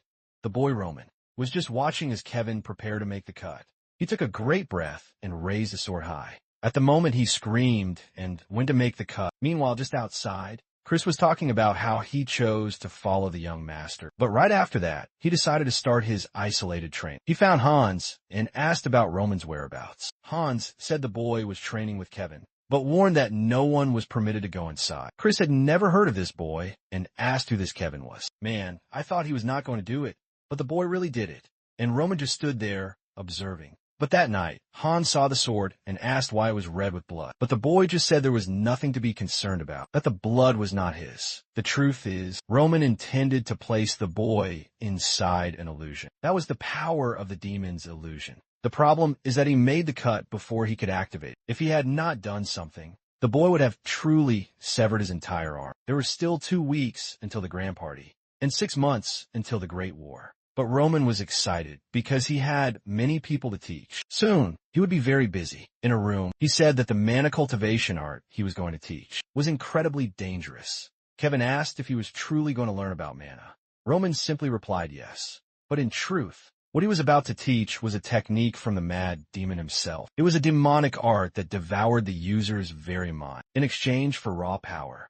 However, that could only be used by a person who could survive extreme pain. And it was by forcing the mad demon through that process that he was able to make him useful. If the boy did not hesitate even to cut off his own arm, Roman thought that he could learn it. He warned that it was an art that would make him much stronger. However, the pain would be far greater than yesterday's. Even with all of that, there was only one reason he was teaching it. Not only was it the fastest way for an untrained youth to grow stronger, but it was also an art that would allow him to protect whoever he wanted. To his young master, he couldn't convey his overwhelming gratitude, but he couldn't fathom why Roman offered such immense trust. He had pledged his very life. But what prevented him from fleeing once he learned the art? So he had to understand why Roman believed in him so deeply. But the young master simply said, "I trust you because I do." Naturally, this only deepened the young man's confusion. But Roman dismissed it, commanding him to rest instead, for his true trial would begin on the morrow. Still, he recalled the mad demon asking that very same question. But unwavering trust is only given when you truly believe in someone. However, he knew Kevin would never betray him. The moment he grew stronger, he would learn the terrifying price of betraying the heavenly demon. It makes perfect sense, right? Who would ever dare betray that man? The very next day, they were already training. Roman was teaching him the intricate fundamentals of the sword, how to maintain concentration on every single move. Meanwhile, Chris watched the entire exchange from the side. He was dying from sheer boredom and understood none of it. Why was Roman teaching swordsmanship to a peasant boy who clearly had no aptitude? And even worse, why was he learning absolutely nothing? He believed he'd grow powerful if he followed this man, but he was being treated as if he were completely invisible. Perhaps it would be better to return to his captain and beg to be taken back into the fold. But he resolved that for now, he would wait a bit longer. And so, several days passed. He hurled his gauntlets to the dirt, stormed up to Roman, and called out his name, stating it had been 2 weeks since he had sworn to follow him. In the first week, he began his isolated training, and now, in the second, he was here, being ignored while he instructed Kevin. He apologized for his behavior in the beginning, but he truly wished to learn something. Roman glanced at him and said he had already told him to learn, simply by observing. Of course, Chris had no clue what he was talking about, but Roman explained that each man has his own path to knowledge. Kevin was a complete blank slate, so until he reached a certain point, he required instruction. However, on the other hand, Chris was different, and no matter what Roman might teach him, because he had been bested, he would accept any lesson without a single question. Again, Chris asked if he was truly just going to keep watching. Roman said no and tossed a wooden sword to him. He warned that Chris needed results to accept the truth, and that is why there would now be a duel against Kevin. The poor boy was weak and scrawny, but he would have to take a beating to forge his technique. Roman declared he would teach Kevin the method to defeat Chris, and Chris must try to defeat him, if Chris truly believed he was correct. After this duel, then Roman would train him personally. Poor Kevin was in shock, realizing he had to fight a real knight. And Chris, of course, did not want to duel against a mere novice. But once more, his anger flared, and he wondered what Roman thought of him. But he decided, fine, he would prove he was not so weak. Now, the two stood facing one another. Kevin said that regardless of the situation, it was impossible for him to fight a 2-star knight. Roman said it was clear he was at a disadvantage, but he had nothing to lose by being defeated. There are endless people in this world who are stronger than him, just as his family was crushed by the ruthless Blood Fangs, and Chris was now trying to crush him. Is he just going to retreat whenever he faces such a man? Kevin, with new resolve, said that he would try. This only made Chris even more furious, seeing the novice believe he had a chance to actually win. He couldn't understand what Roman thought he would possibly gain from this fight. But no matter, a duel is a duel. The instant Roman gave the signal, Chris was already standing before him. There was no way he could lose to this absolute beginner, who had only 1 week of training. And with that, he landed the first blow squarely. Kevin saw something and thought about moving with his sword. However, Chris instantly batted his arm away and landed a strike right against his stomach. The poor boy was sent flying through the air, and he landed twisted on the unforgiving ground. Chris even found it odd that the boy was this pathetic. He thought there was some secret reason for this duel, that Roman would secretly aid him, but he was just standing there doing absolutely nothing. He couldn't comprehend what that madman was thinking, but regardless, he was going to end this. Time wore on, and our hero was just smiling, while poor Kevin was being beaten down yet again. He crashed to the ground. Chris admitted that he was much better than he imagined, and for a man without mana, he had truly done much more than expected, but it was time to surrender. After all, in the blows he had blocked, Chris hadn't even used all of his true strength. He could have split the boy's head wide open, but in a simple duel, he refrained from doing that. However, Kevin did not seem at all inclined to give up, and Chris said he would warn him one final time. If he intended to continue this fight, he would not be responsible for any shattered limbs. But Kevin just laughed.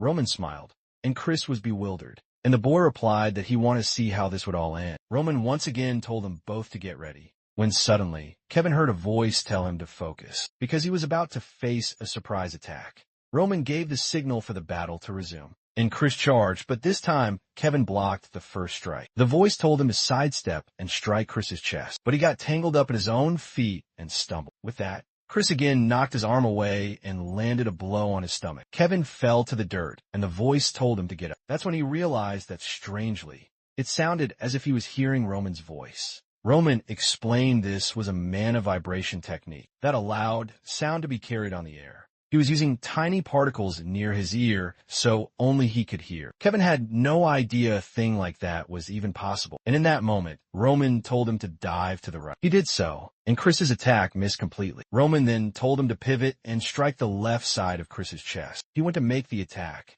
but Chris dodged and landed a blow squarely on his ribs. Kevin realized what he was lacking was speed. The voice told him to parry the overhead attack and wake up, and he barely dodged another blow to his stomach. The voice told him to escape to the right, but once again, he took a strike to the face. The poor boy was truly being beaten. Even with the instructions, Chris was still impressed that the kid would not give up, and Roman saw that the boy did not have a chance, since he could not react fast enough to the commands. However, for Roman, this entire situation was quite amusing.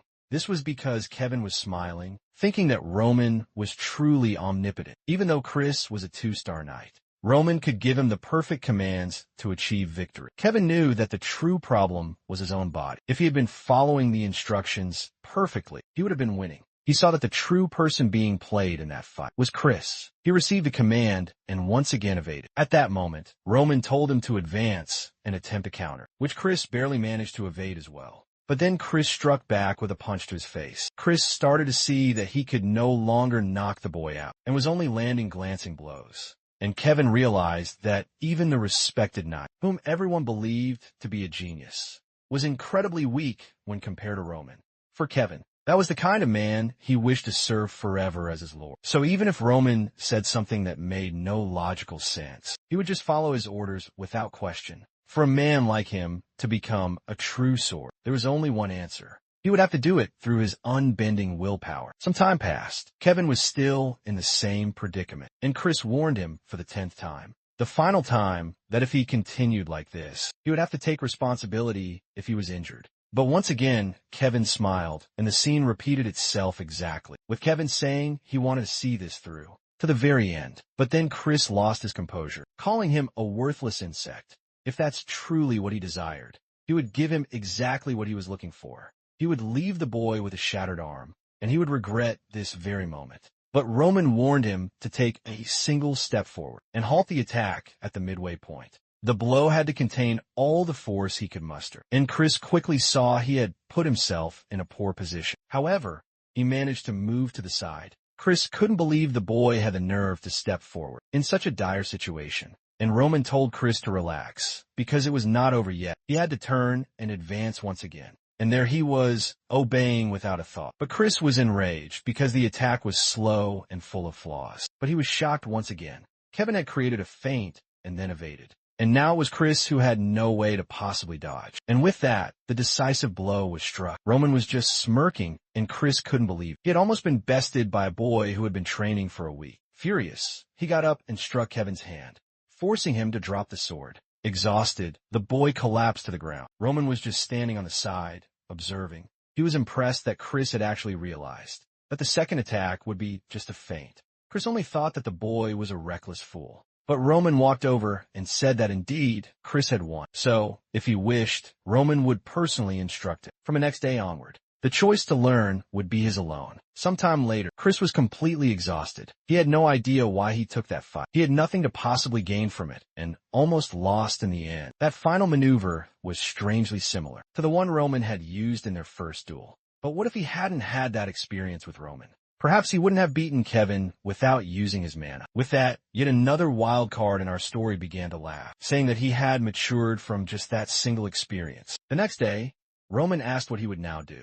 That's when Chris said he did not want any more lessons, because he would grow stronger just by being at Roman's side. That duel had taught him a great deal, since Kevin's choices were always the perfect ones for each situation. He had thought the boy had not received any commands, but in reality, he was mistaken. Just by trying to understand Kevin's decisions, his mind was already filled with a great trove of teachings. He did not know what had happened. But Roman was at a level that even Captain Jonathan could not touch. If that's the case, until the day he surpasses Roman, he will observe his every move. While our hero smiled, Chris was there glaring at him with pure hatred. But Roman simply said that today they would continue their training. A few more days passed, and the day for the Barco's grand social gathering arrived. 1 week before that, while observing a painting, someone asks if they had heard the news. The fact that Roman Dmitri had nullified the marriage with the girl from the Lawrence family. Another comments that apparently it was Flora's own mistake, but people seem to think that her father just felt pity for her when he saw the face of that Dimitri family fool. A woman says,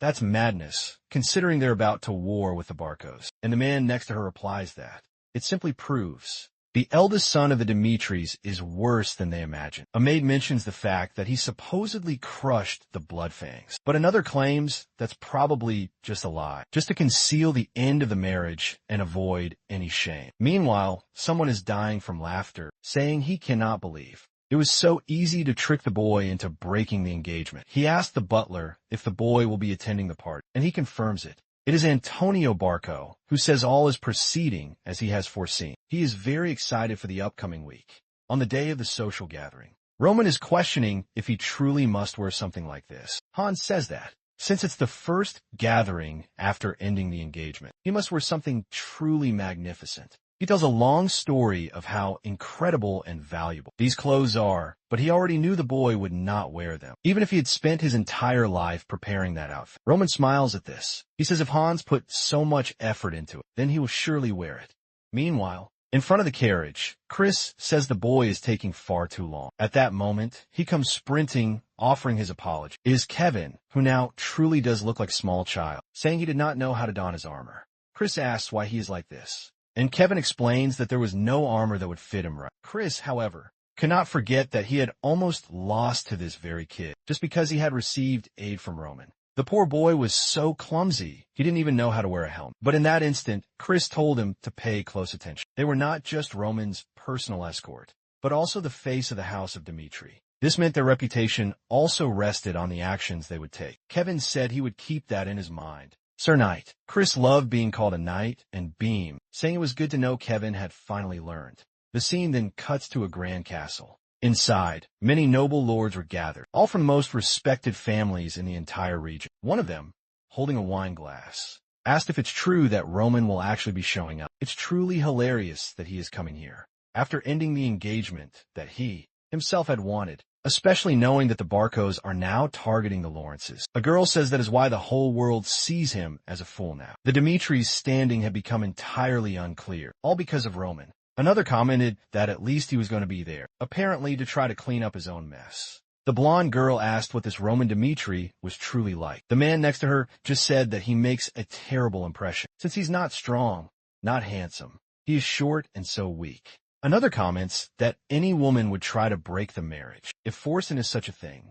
In that moment, the butler coughs in the center of the hall and announces that the eldest son of the Dimitris is now arrived. With that, our hero appears. Of course, shining with his brilliant platinum hair. No one was able to recognize him.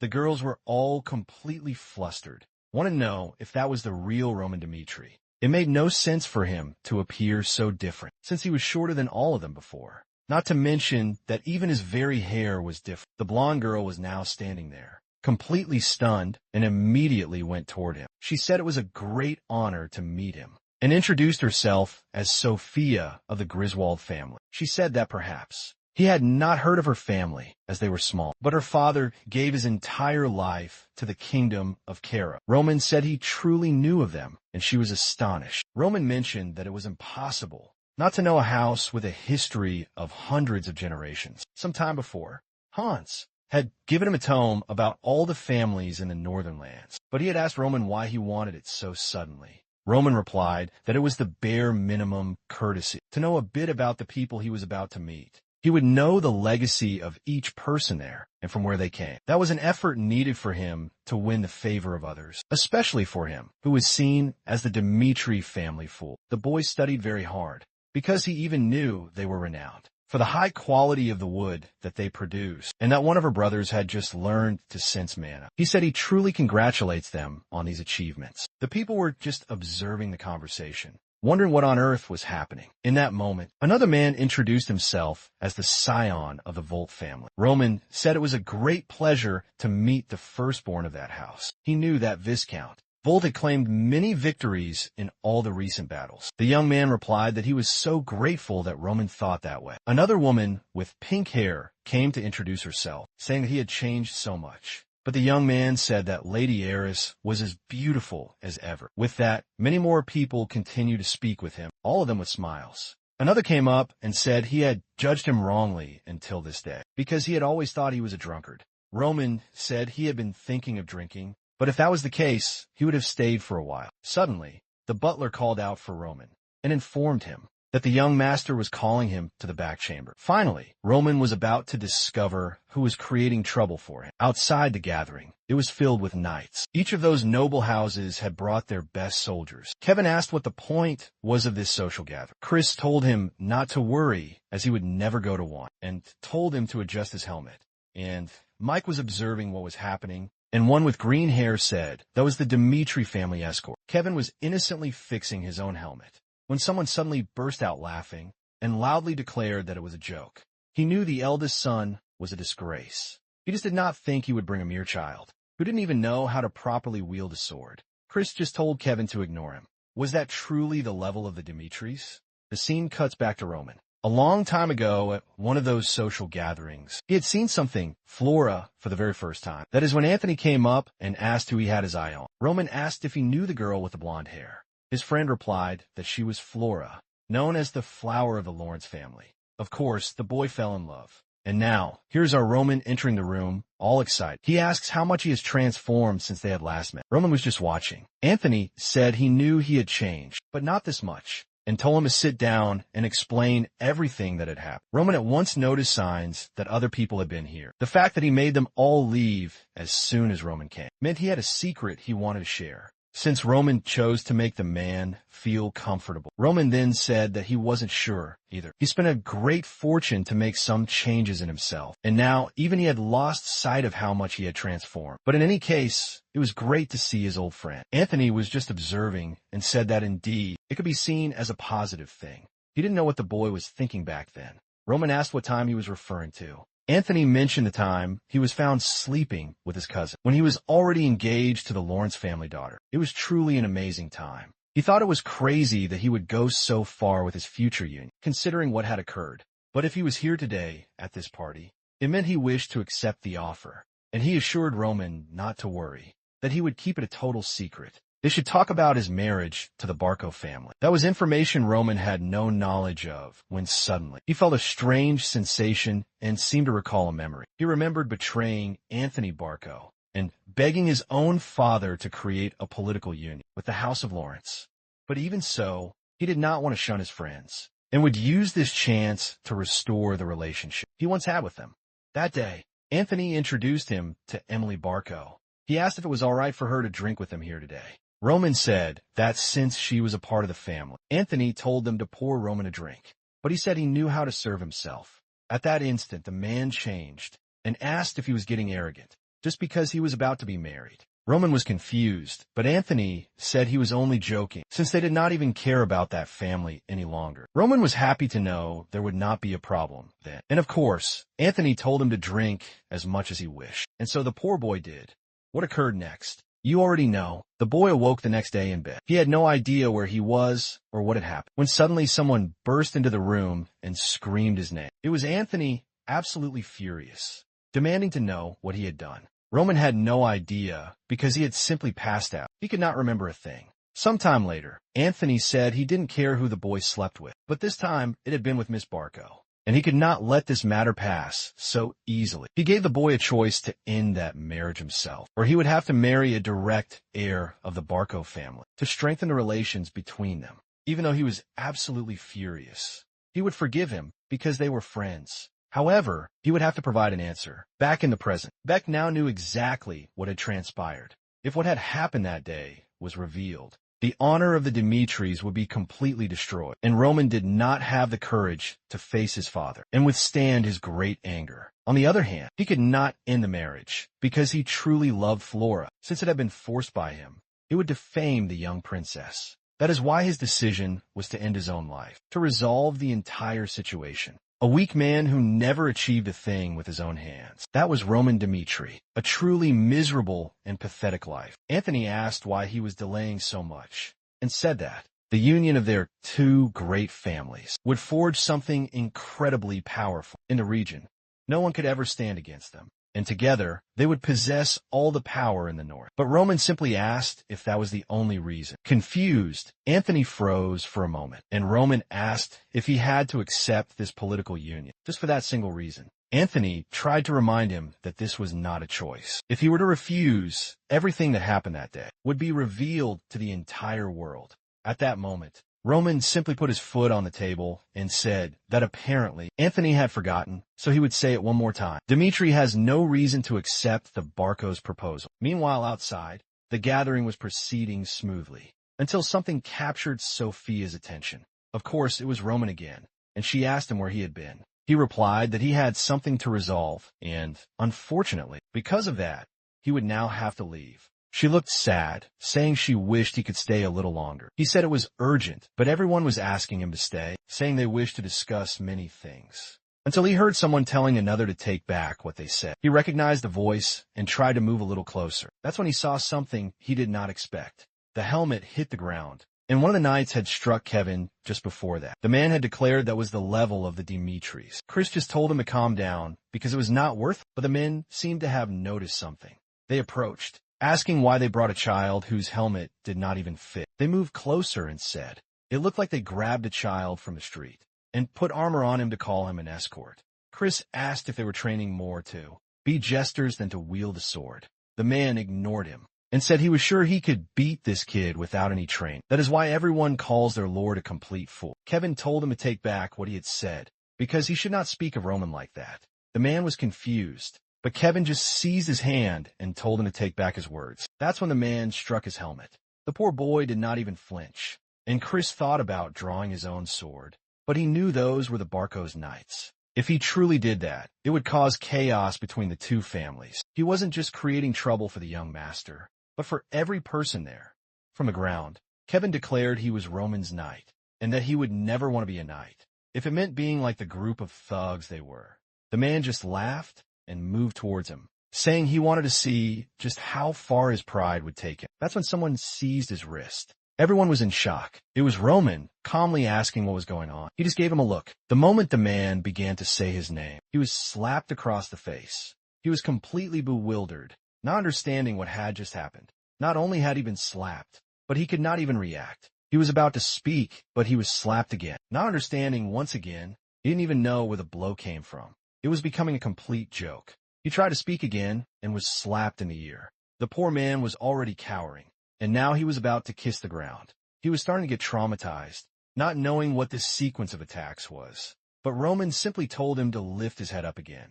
Meanwhile, in the chamber, Anthony was there. He could not comprehend what had just happened at the meeting. He warned Roman that if he did not accept the proposal, he would be making a grave and irreversible mistake. But Roman just replied that his reputation was already ruined, so having one or two more bad rumors would not change a thing. And he warned Anthony that he should behave a little bit better. He had chosen to nullify this marriage on his own, not because of that silly threat, but since the Dimitris were no longer aligned with the Lawrences. In a way, Anthony's objective had been fulfilled. However, at any time, Roman could choose to assist the Lawrences, and that would get in the way of the Barcos. And perhaps he should do that just because of those threats. Roman had already researched a great deal about the Barcos. They possessed influence with the central government. That cannot be ignored, but that is all they had and nothing more. If one were to truly compare their wealth and their power, the Dimitris were the true power in the entire north. He then asked Anthony what he wished to do. Anthony, terrified, only asked if he was no longer going to aid the Lawrences, and Roman replied that he was correct. With that, Anthony said it would be better to forget about this issue. However, he couldn't grasp why this boy had changed so much. The way he acted, looked, and even spoke had completely transformed. He was no longer the fool that he knew. What he wanted to know was what in the world had happened to this boy. At that instant, someone called out for Anthony, who said that he did not want to talk. But the person insisted, saying there was a problem with the knights he had brought outside. Something was still happening, and everyone was terrified. The Barco knight was at Roman's feet, begging for his forgiveness and saying he would never do it again. Kevin said the man had already been punished enough, and Chris agreed, saying he should rethink his relationship with the Barcos. However, Roman said that he was the one who would decide. When this man had been punished enough, even if he were to die, that was the price for his actions. At that moment, Anthony appeared and asked what the meaning of this was. He warned that even if Roman was the eldest son, he would not stand for such behavior. and it would be best for him to start to apologize. Roman just asked why he would ever do that. That man had disrespected him and laid his hands on a member of the Dmitri family. He then asked Anthony if he really believed he was wrong. Anthony replied that regardless, he had gone too far. Roman reminded him that if he continued down this path, their relationship might be completely destroyed. So it was best for Anthony to control his actions a bit more. Since he was not a patient man, he wanted to know what Anthony was going to do. Now Anthony remembered that Roman had threatened to restore relations with the Lawrences. As much as he loathed it, he had no choice. And he said that indeed, seeing the situation, it seemed that Roman was correct. He also would have had to punish that man in the same way. Roman left, saying that indeed they got along quite well. But it was not finished yet. He went up to the soldier, raised his hand, and told the man to prepare his face. This continued for a while. The old Roman was a person that everyone disrespected, even though he was from the family. That was the greatest power in the entire North. He called Chris and Kevin and said that they were leaving. But now, everyone who was there had no other choice but to acknowledge that the fool they had heard of no longer existed. On the way back in the carriage, there was only silence, and Kevin apologized since Roman had been insulted because of him. Chris offered his apology for failing to act. When they spoke ill of the house of Dmitri, Roman stayed quiet for a long moment. He said he knew it couldn't have been easy for them to endure that until he arrived, so it was a good thing that they managed to hold out. Being rash would have only led to the worst outcome. But that was not the answer he wanted,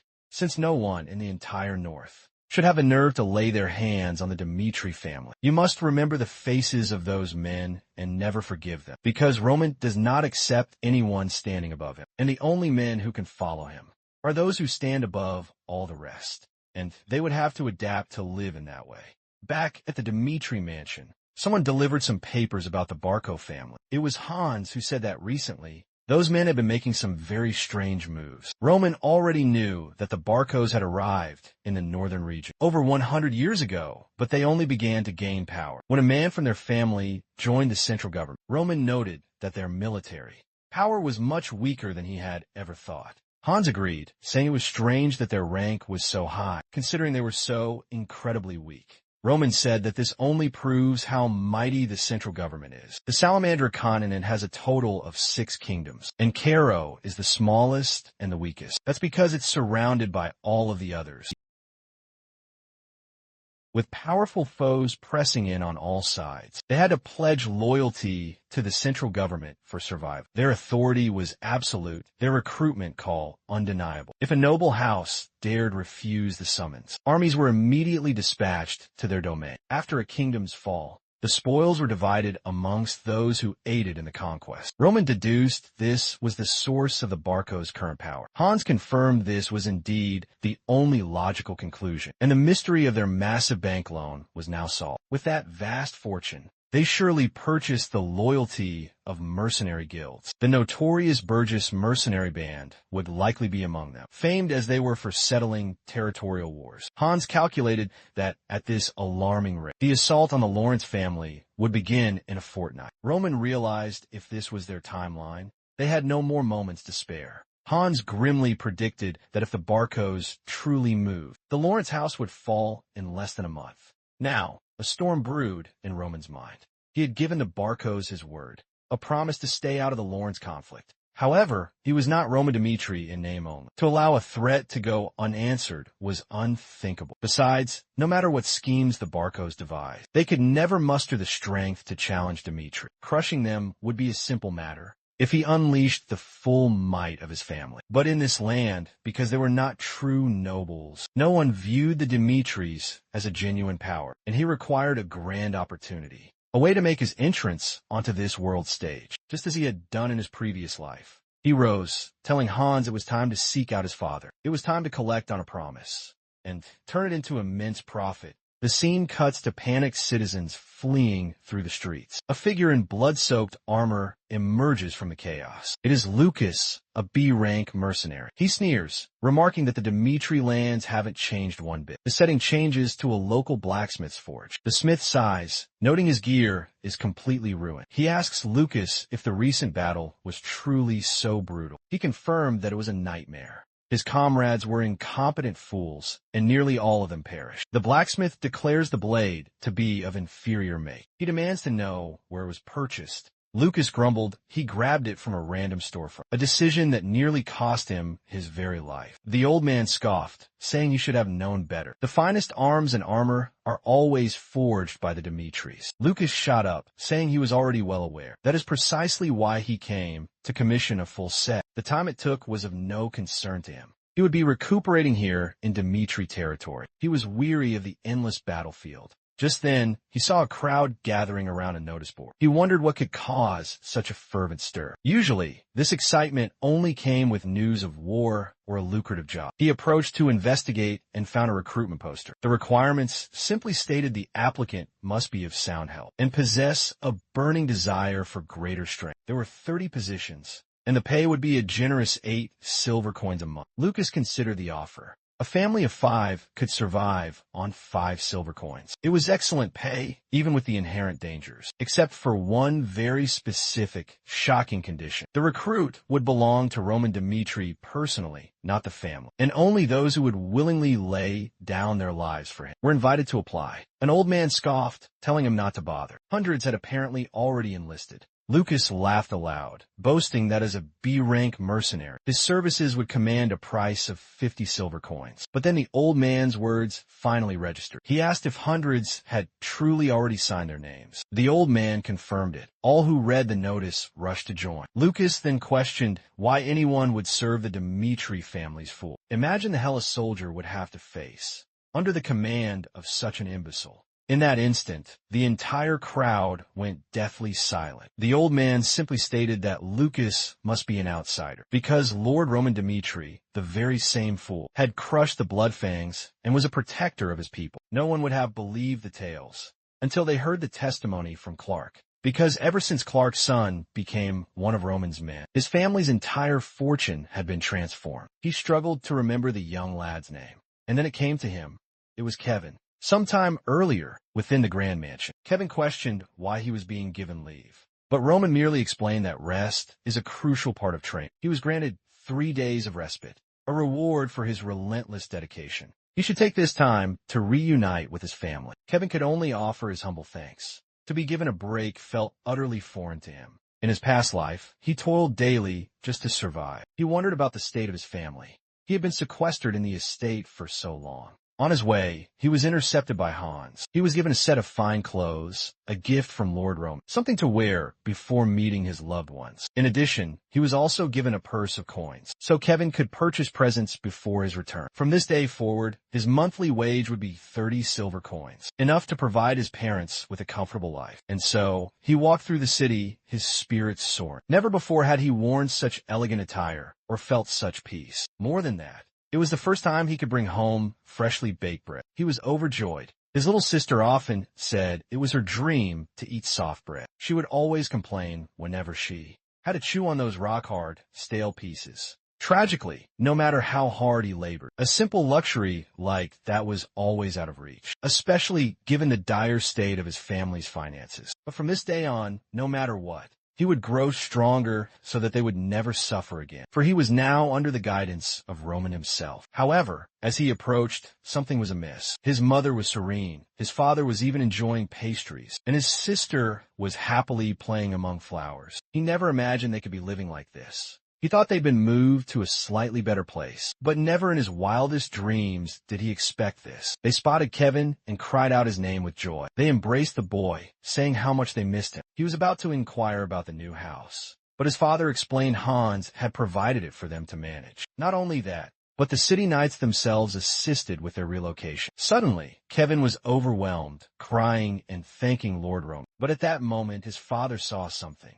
He noticed a raw handprint on the boy's cheek and demanded to know. He asked in a rage if Roman had struck him. Kevin quickly denied it, saying no, it wasn't like that. But his mother told him he didn't have to lie. He pushed her away, insisting she not even consider. Roman was not that kind of master. And then he resolved to tell them the entire story. His father would later recount the tale to his friends at the tavern. They were stunned to learn Roman had struck a Barco knight over nothing more than a simple insult. Throughout the city, everyone knew the Clarks were thriving. Ever since their son began his service to Roman, they didn't just receive a home, but also fertile land and a farm. The story was so incredible that many whispered, it must be a different man with the same name. But now, The dream of every poor child was to be like Kevin, serving Roman. Everyone yearned to earn his favor and transform their lives. And this was the reason the plaza was overflowing with people. Lucas couldn't reconcile this with what he knew. The Roman Dmitri he'd seen in a gambling den 2 years prior would never have been capable of such deeds. It made him wonder what could have happened in that time. His curiosity was piqued. He had to see for himself. Back inside the Grand Mansion, a subordinate reported that preparations were proceeding as planned. They would supply a portion of the soldiers, but Lord Roman would oversee the selection process. However, the man questioned if he was certain about this, stating this was his final opportunity to withdraw, because forging an army loyal to a single man is a tremendously dangerous gamble. But Romero replied, when he first heard Roman would attend the gathering, he assumed the boy intended to ally with the Barcos and remove his younger brother from the line of succession. But instead, he defied Anthony and brutalized his knights, even fully aware his brother might then join the Barcos, a move that would obliterate his chances for inheritance. That act showed Romero that his son was finally living life on his own terms, ever since that fateful clash with the Bloodfangs. And as a father, he was intensely curious about what his son would achieve. Jonathan bowed, saying he understood.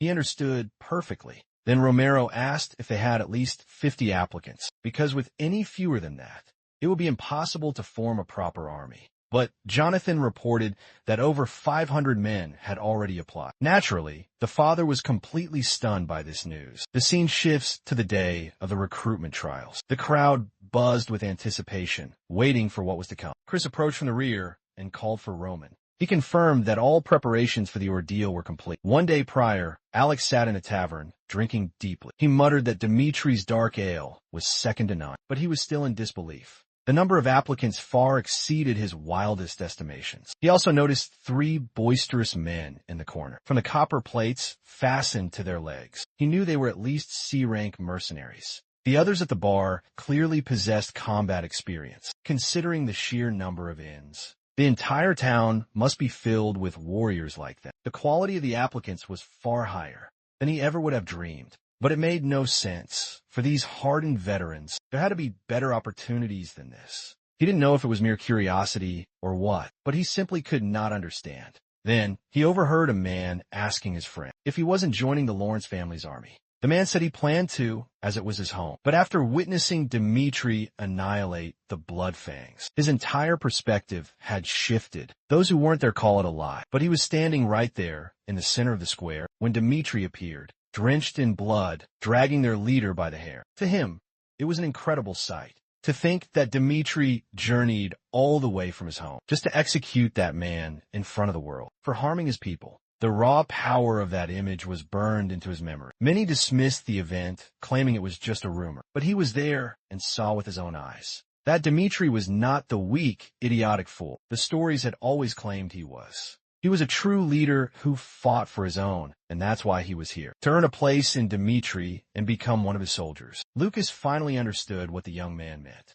This was a man worth dedicating your entire life to. Perhaps this massive gathering was not just a fluke after all. Back on the day of the great trial, everyone stood together, buzzing with excited chatter. But Lucas was now at a crossroads, unsure of which path he should now choose. He knew that the most powerful warriors here, much like him, still harbored doubts about the legends. This meant a decision could only be made after witnessing the true Roman. Suddenly, a wave of silence washed over the crowd. It was because a lone figure was approaching. Of course, it was our armored protagonist. He passed by, and all who stood there bowed low. Lucas observed that not a single command was given, and yet every single man lowered his head. This was undeniable proof that the rumors were real. Dmitri ascended the platform and bid them all to raise their heads. As the notice declared, he would recruit 30 warriors to fight at his side. But first, he had a declaration for them. He, Roman Dmitri, had no intention of rotting in this isolated land for the remainder of his days. He would wage endless war and conquer ever greater territories. He would be embroiled in conflicts where the loss of life would be an absolute certainty. So, those who would follow him without absolute conviction should leave this place immediately. What they should feel as their heads fly on the battlefield is not anger for being sent there by him, but regret for not being there at his side. At the moment he stands as supreme ruler of this continent. The entire assembly was left speechless. Lucas couldn't comprehend how someone,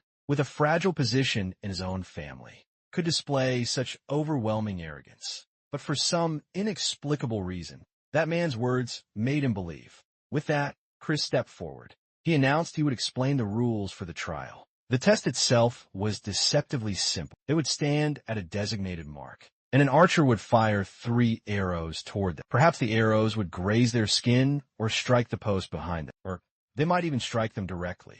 Only those who did not move a single inch after all 3 arrows were loose would pass this first stage of the harrowing trial. With that, the first candidate was called forth. The man stood before the target, and the archer took his aim. However, the other men wondered if this was truly happening. Did it make any sense to risk a soldier's life for a simple test? He knew that Archer was a master of his craft. Surely, he would not make a single error. The first arrow flew, striking the wood just beside the man's neck. Seeing this, the man decided it must be a psychological game. He just had to remain perfectly still, certain no harm would come. After all, he was sure the arrows were meant to miss. The next moment, he couldn't even scream. The crowd let out a collective gasp of horror.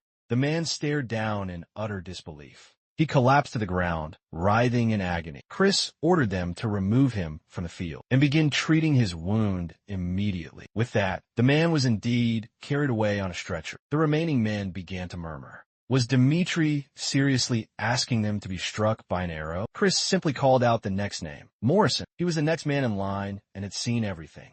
That arrow had pierced the man's leg, but if it had struck his head instead, he would have died. This was madness.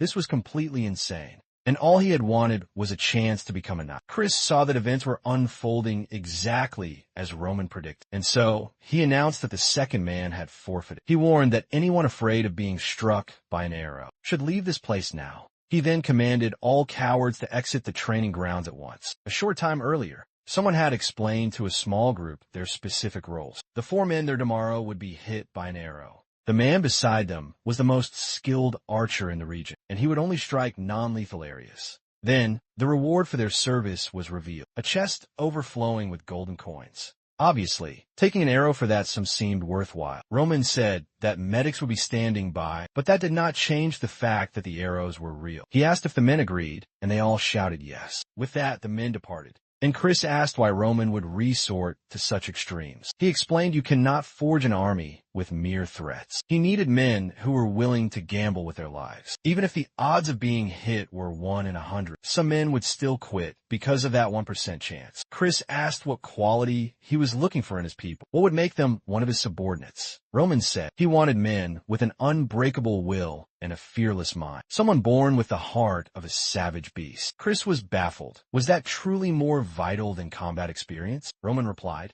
that a man like that could become stronger than any other, regardless of their origins or their past. And only those who were stronger than all others would walk by his side. But now, the remaining crowd wondered what kind of mad test this was. A large number of the applicants were already departing, saying it wasn't worth taking an arrow for a mere chance to serve. Dmitri, Chris noted that at least 100 men had already fled. He turned to speak with Roman. He was thinking that the heart of a beast is an inborn talent, just like with Kevin, who was prepared to sever his own hand without a hint of hesitation. Or Chris, who cast aside the humiliation he suffered before all, to ask how he could become stronger. That is the mark of a man with the heart of a beast. No matter how physically gifted a person is at birth, they can never defeat a man with such a spirit. That is the caliber of person he sought to find in this trial. So, he gave the command for the test to proceed. The next participant was breathing heavily, trying to calm his nerves. Lucas recognized the man from the tavern. It seems he was serious when he declared he wouldn't quit, but the man was visibly trembling. He was terrified, but this was his one chance to prove his loyalty. There was no way he would retreat without even making an attempt. The first arrow flew, nearly grazing his skull. He stared at it, knowing he had just escaped death. Another arrow was being knocked, and he debated whether he should surrender. The second arrow struck the wood right beside his arm. He knew that all his resolve would be for naught if he gave up now. But the final arrow was coming, and there was still time for him to escape this madness. He wanted to cry out to stop it, but his fear was simply too great. And with that, the third arrow pierced the center of his leg. Chris announced that Henderson had passed the trial. Lucas knew the man was on the verge of quitting, but by a stroke of luck, the arrow was fired just in time. And so, the brutal test continued. Out of 500 aspirants, after 100 had fled, 400 remained. And out of those brave souls, only 120 had the fortitude to endure all 3 arrows. Roman observed every person who succeeded, those who shook with fear but still held their ground, and those who remained as still as a statue, not even flinching. To him, both were worthy, for they had the will to conquer their fear. Now it was time to search for the hidden diamonds in the rough, those who would gaze upon him with awe, not terror. Roman congratulated the survivors, but warned he would only choose 30 among them. And for that honor, they must pass a second trial. Those who become his soldiers must embrace the life of a predator. And with that cryptic statement, he fell silent, leaving Lucas utterly baffled. Roman simply continued. The instructions for the second trial are simple. There were various blades of different makes and designs beside them, but none of that was important. They just had to select the weapon they desired and prove their mettle in a one-on-one duel against him. Lucas wondered if the man intended to fight all 120. Roman then announced all they had to do was survive for 1 minute against him. Those who could pass will be given even greater rewards than previously promised. A bald-headed man then stepped forward, declaring he would go first. This man had the hardened look of a 1,000-battle veteran, but let us see if he could withstand this ordeal. With that, they stood across from one another. Roman asked for his name, and the man stated it was Vulcan. He asked if the weapon was satisfactory. Vulcan replied that it would not be an issue. Vulcan thought that Dimitri's confidence was quite inflated, but while it was true Roman had single-handedly crushed the Bloodfangs, it was impossible for a man of his skill to be defeated in 1 minute. Chris then told Vulcan to prepare himself. Surviving for a minute should be a simple task. He was more focused on testing the mettle of the man he would serve. Then Chris yelled for them to begin. Vulcan instantly charged forward, shouting that he would discover what kind of man Roman truly was. He unleashed a strike with every ounce of power he could muster, but in a flash, Roman sidestepped and appeared at his flank. He then made him look like a complete amateur with a simple foot sweep. As Vulcan stumbled to regain his footing, he found a cold steel blade was already at his throat. Roman simply called out for the next challenger. At that moment, Lucas knew that this man was on an entirely different plane of existence. This trial was a far cry from the first one. When the crowd saw Vulcan defeated so effortlessly by Roman, they understood his immense power. However, they all arrived at the same conclusion. As more and more duels took place, he would surely tire, and then it would be easier to defeat him. But at that point in time, half of the challengers had already been dispatched, and 60 men had already been soundly beaten. Yet Roman showed not a single sign of being tired. Henderson recalled the words Roman spoke before this all began. To survive as a predator if you were chosen. He realized that Roman himself lived as a true predator, a being that does whatever he desires. In a brutal world where only the strongest can survive. Everyone knew that at this present moment, Roman was still known as the Dimitri family's great fool. This could be their only chance in this life to become his subordinate. The problem was, how could one possibly defeat a monster like him? At that moment, Roman declared that if no one else stepped up, then all remaining would fail. A man then said he would participate. Finally, it was Lucas's turn to face him. He introduced himself, stating he was Challenger 61. He knew now that Roman Dimitri was a true monster. Compared to what he had known, these skills were on another level entirely. And it was unbelievable the pressure he radiated, just by standing still. After watching those first duels, he truly believed this man would not stay idle for long. He cared nothing for the 8 silver coins a month. He was more intrigued to see where this man would stand in a year. And to do that, he first had to pass this impossible test. Chris was astonished. This was the first man to attack so aggressively since the very first challenger. Not to mention, his right hand was aimed for the head, while his left was already poised for a counterattack, an attack aimed straight for the heart. Roman easily parried the first blow, and Lucas saw in that moment. The backward step put him just out of the dagger's reach. However, he was curious what he would do with this. He launched the dagger straight toward Roman's face, while simultaneously attacking again with his sword. However, Roman blocked the strike and deflected the dagger with his scabbard. The moment Lucas witnessed this, he backed away. From his vast experience, every night begins to show an opening as fatigue sets in. However, at this current moment,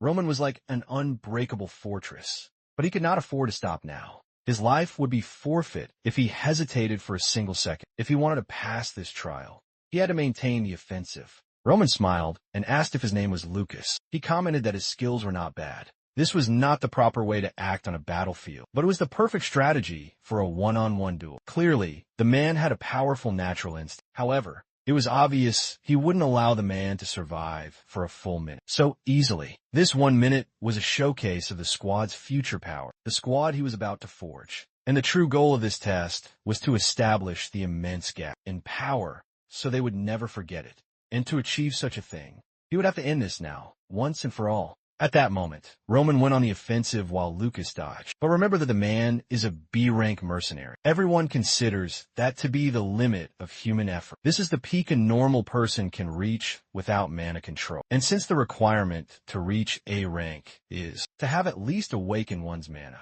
he had hit his absolute ceiling. No matter how much he trains, he would never escape the confines of B-rank. However, even so, he had survived on battlefields where countless mana users had fallen time and time again. He endured, and that is how he learned that to survive and win, you must use any and all means available. Roman's attack is suddenly stopped in its tracks. Chris recalled that within the rules, nothing was ever said about not throwing sand into your opponent's eyes. The only objective given was to survive for 1 minute, and that was all. The moment Lucas fell, he sprang back up again to attack. However, he froze for a single moment. Roman was clearly prepared to defend against this assault. Even though his eyes were now bloodshot, he was still staring directly at him. At that sight, Lucas could only laugh. He dropped his dagger and declared his surrender. In a heavenly demon cult, the very first lesson you learn before fight is to keep your eyes open no matter what. That is because in a battle, a single blink is all it takes for a man to die. Just as one's breathing must be controlled at all times, blinking is also something that must be taken into account, and that is why they constantly trained to keep their eyes open. In any circumstance, regardless of what happens, a true warrior should never surrender to their fear or try to flee without first assessing the situation. He then offered Roman a flask of water. As Roman washed his face, Lucas stood there, dejected. He never would have used sand if he had known. The man's expression wouldn't even change. It just made him feel pathetic for using every trick in his arsenal and still coming up short. He wondered if Roman was disappointed. But then he recalled that he likely had no expectations. Perhaps he would even be punished for his actions. But Roman only called for the next challenger. Lucas was stunned that the man made no comment on it, and the onlookers were wondering the same thing. Why did he not call out that dirty tactic? But Roman was already aware of the man's plan. The moment he had dodged, he saw the movement, his hand going to his hip and grabbing the small pouch. However, he chose to continue, to see what he would do in that situation. To hell with Lucas's experience. Think of the blood he has seen. He had no doubt the blood spilled by Beck was enough to form an ocean. That is how a heavenly demon is forged. He then asked if no other applicant would dare step forward. And with that, time began to pass, and another man entered the ring. Once again, he easily evaded the attack. However, now everyone was attempting to use dirty tactics, so he attempted to hurl a stone at Roman. Chris realized that Lucas's actions were making everyone desperate to last for a single minute. However, even so, none of their tricks were effective. Lucas realized that the dirty move didn't lead to disqualification. But at the same time, Roman seemed to feel no pain. And now, it was the next person's turn. The problem was that none of this was making any sense. 2 hours had passed with these duels, yet his breathing was still steady. On the battlefield, standing over a sea of bodies, no one takes it easier on you just because you have grown tired. Your movement's slow and your breathing becomes ragged, and that is when you become just another corpse. That is why, for one who wishes to survive on the battlefield, breathing must be perfected and controlled. However, Roman knows how to circulate nature's mana to relieve his body's exhaustion. By combining that with skeletal reconstruction, he is able to keep his body in pristine condition. During his time as Baek Jung-hyuk, he had fought in battles that lasted for 3 straight days. So, of course, he would not tire from a light exercise like this. Chris then told all the remaining applicants to assemble, and he stated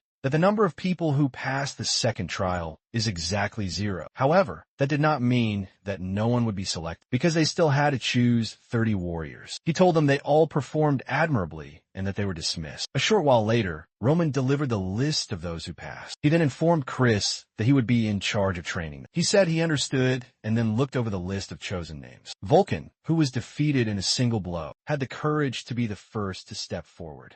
He found it peculiar that Henderson had passed. since he found nothing noteworthy about the young man. Perhaps the master saw something that he had missed. He found the rest of the list to be reasonable. Except for one. He asked if Lucas had truly been chosen, and Roman confirmed it. Roman asked if there was a problem. Chris replied that he acknowledged. Lucas was exceptionally skilled for a B-rank salesman, but not only did he commit a dirty foul in the middle of a duel, but he also surrendered before being defeated. A man like that would only cause trouble on the battlefield. This was not an issue of honor. It's because a typical mercenary would abandon his comrades to survive. However, Roman said that was exactly why he had selected him. Of course, the poor man was completely lost, but Roman said it's because he isn't some honor-bound fool. That is the reason he passed. At the moment, when everyone was concerned with Roman's opinion, he saw his chance and took it without hesitation. That is the kind of man who can survive on the battlefield, doing whatever is required. So he asked Chris why he was so certain Lucas would betray his allies over a single foul. He remembered what Jonathan had once said, that those who survive on the battlefield are not the ones who can wield an aura, but rather those who calmly assess each situation and act. He needed to remember that no matter how strong he was as a knight, there was always a possibility he could be slain by one of these men, those who lurk in the shadows and wait for their chance to strike. Chris realized that in that circumstance, it was truly the most logical course of action for Lucas. Once again, he was the one who was unable to see clearly. However, he then told Roman there was one more thing he did not grasp. The battlefield would not call for another 5 months, and it wasn't as if the nobles were completely forced to go, since there was always a political way to evade it. So why was he gathering his soldiers when he could escape? Roman said it would be announced shortly. The official declaration from the Barcos family. Within it they wrote, they had waited a very long time for the Lawrence family to honor their past agreement. However, they betrayed their honor and duty to the nobility, and that is why the Barcos had chosen to draw their swords. After much forbearance, the sins of the Lawrence family were clear. They were not willing to pay the price owed by their forefathers. They even had the gall to declare they would not surrender any of their land as collateral, and that is why this notice was to inform all within the kingdom of Cairo. The Lawrence family has 1 week to relinquish their lands, or else the central government would lend its support, and a territorial war would be waged against the Lawrence domain. And as Chris heard this, he asked if this was what Roman was preparing for. Roman said that was precisely it. This very troop would intervene in the war between these two houses. Meanwhile, someone recalled her failure to the family. The person who was tasked with ensuring the Dimitris would no longer back the Lawrence family. To Flora, she was the sole person to blame for this calamity befalling her family.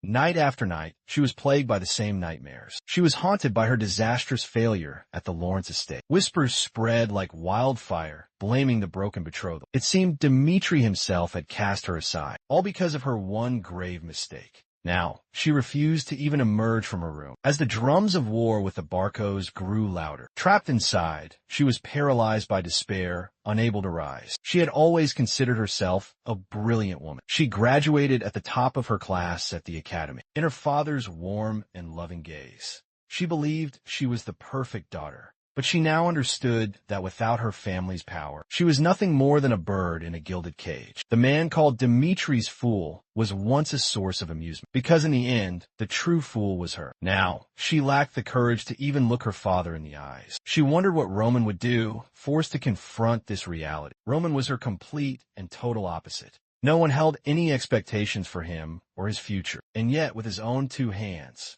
he crushed the blood fangs and elevated his family's honor. She couldn't fathom how he achieved such a feat, completely alone, and why he was so powerful. But even setting all of that aside, the true difference was that he possessed the courage to act. Just then, one of the maids knocked gently. She announced that the evening meal was served. The servants exchanged worried glances with one another. She never came out, but then she finally opened the door. Looking gaunt and frail, she announced she was going to the library. She knew her father was desperately seeking aid from other noble houses. However, she knew no one would dare help them now. This meant that just as Roman faced the blood fangs alone, they would have to carve a path to survival with their own strength. Meanwhile, an aide entered Lord Lawrence's study. He reported that the Martell family had rejected their plea. He ordered him to reach out to the Vaster family. But the aide replied that they had already refused as well. The aide tried to explain that no matter which house they bet, no one would risk betting against the mighty Barcos. Furthermore, rumors were spreading that anyone who supported them in this conflict would face retribution later. Besides that, the central government itself had sanctioned this war, so even neutral parties had a chance to claim their lands. Meanwhile, Flora was devouring every book she could find. She knew they had 1 week left. That was all the time she had before the war began. She had to discover the perfect strategy for this dire situation. In his study, her father slammed his fist on the table, enraged that those sycophants had always praised him. But now, in their darkest hour, no one would stand with them. He asked if the gold bank would grant them a loan. The aide said yes, but the review would not be complete for a week. A clear and obvious sign they were siding with the Barcos. He despaired, wondering if there was truly no way out. And one of the men at the table finally spoke. Perhaps it would be wiser to simply surrender to the Barcos. All potential aid from their supposed allies had been severed. By surrendering, they could save the lives of innocent soldiers and not lose all they had. No one in the room could refute that grim logic. Even Lawrence admitted it was something to be considered. However, just then, a guard announced that Miss Flora wished to speak. He was about to say he was occupied,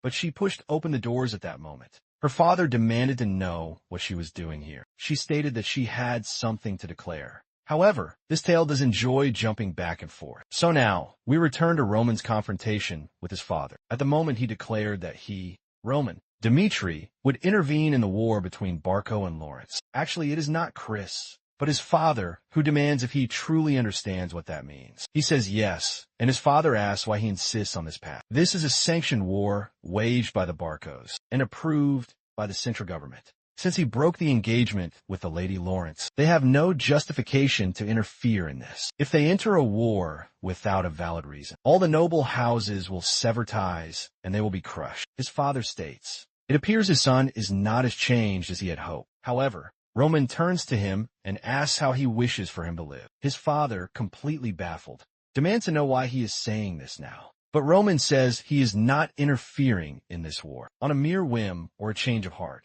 He tells his father of the threat made by Anthony Barco, the threat that destroyed the marriage he was meant to have. He has no plan, but when he heard those words, one single thought came to his mind. They say the Dimitris are the true power of the North, but for some reason, the Barcos believe they are superior. Since he is the lord of this land and does nothing, he must appear to be content with this arrangement. However, Roman Dmitri is different and he craves power. He will not stand idly by and see the Dmitri name disgraced, whether it is by the Barcos or by anyone else. He has more than enough justification. Just as the Barcos' war is nothing but a flimsy excuse to seize more power in this new world. Roman feels as if he is adrift in a vast ocean, but his identity as Baek Jung-hyuk has not faded. He will live a life of absolute conquest. He tells his father he does not require the family's money. He will enter this war purely as Roman Dmitri. All his father needs to do is bear witness. The path he forges will be the life he lives from this day on. His father knows that one's birthright can never be erased, no matter how powerful you may become. Even with his immense wealth and flourishing territory, the fact that he is a commoner will never change. In a past conversation, Li Han had asked if he was treated poorly by the nobles at the capital. He sat down and said it was nothing serious, but he could tell just from their gazes. Clearly, they viewed him as different from the others. Li Han asked if he wished to change that fact. However, he replied that he was satisfied with his current life and did not want to deviate from his path for just a little more. The hope that he held was that his children would be different. Unlike him, who was content ruling a remote territory, he wanted them to transcend their origins and ascend to a higher plane. His father saw in that instant that the fire in his eyes was not something he could extinguish. However, this was the moment he had always dreamed of. His disappointing son had become a man without him noticing. He then told Roman to do as he pleased and to ask for any aid. He was Roman, son of Dmitri, and that meant that no matter what he did, he would not have to bear that burden all alone.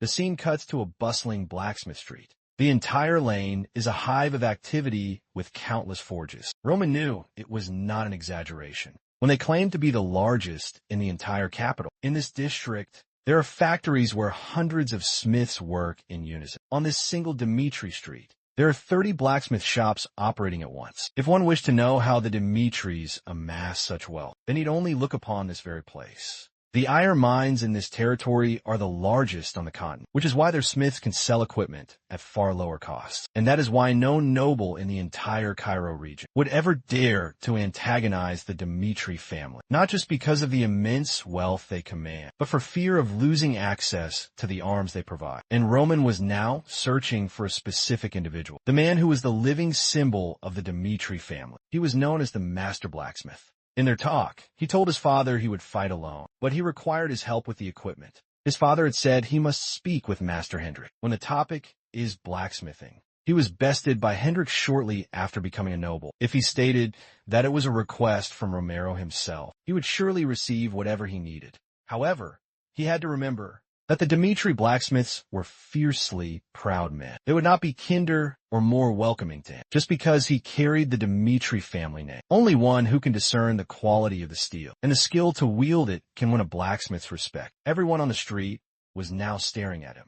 Dmitri realized it was exactly as his father had warned. This reaction was to be expected, given his past behavior. Inside the main forge, someone called out to look at who had just arrived. Hendrik sneered and asked what he was doing here. Roman said he assumed his father had sent word of his visit. The blacksmith asked if this was about gear for 30 men. The blacksmith said he figured. He had just said that to get his hands on some gear and sell it, because he was desperate for money. He told him to take some of the equipment from the side. That was more than sufficient to arm 30 soldiers. Roman asked if these were the only items he could provide, and the man grunted in affirmation. Roman then questioned if this was truly the best Hendrik could offer. He said of course not, but if he was not satisfied, he should simply get out of his sight at once. But Roman picked up a sword and said that it seemed. The legendary reputation of these blacksmiths was greatly overblown. To think he would call something like this proper gear for a soldier. He said he would ask him one final time. He demanded to know if this was the best work of Master Hendrik. Hendrik, of course,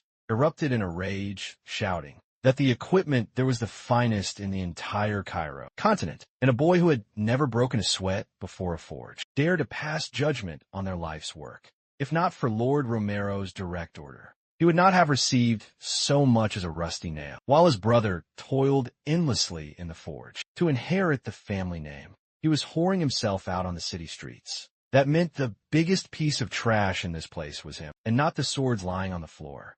He was just the worthless eldest son, who knew nothing and was capable of nothing. Roman knew he would have to face this again. He replied that he understood the source of his anger. What he wanted to know was why this blade had been overhammered, causing it to discolor when held under the light. This could only be the work of an amateur blacksmith who did not know how to properly strike the metal. This proves it is not the work of the Dimitris, and the old man could not deny this truth. He made a practice cut with the sword and said that with this, one of his soldiers would have died on the battlefield because it failed to pierce the flesh. Another soldier would have his blade stuck in his foe's muscle and die, with a look of pure menace. He asked if that was not a grave injustice. He made the perfect choice on the battlefield, but died like garbage because he was armed with garbage. Hendrik still did not understand where he was going with this. However, Roman then picked up a piece of chainmail and asked if this was what they called armor, something that wouldn't block a single attack. Not to mention the weight was distributed all wrong. This meant that any man who trusted it would die on the battlefield. The organs of his soldiers, who relied on this armor, would be ripped to shreds. Dmitri continued to ask what nonsense he was spouting. Roman asked if he truly did not comprehend. Roman could understand the man's personal frustrations, since he had appeared out of nowhere and began to insult his life's work. He could accept those thoughts and those feelings. However, he had crossed a sacred line. He said that if he had truly taken that pile of trash, the soldiers who trusted him with their lives would have died. Hendrik's personal feelings did not justify such a betrayal. That is because 30 lives were on the line. And even knowing that, Hendrik had turned away from the truth. He asked if a man like that could be called a true craftsman, one who represents the entire Dmitri family, because of his petty feelings.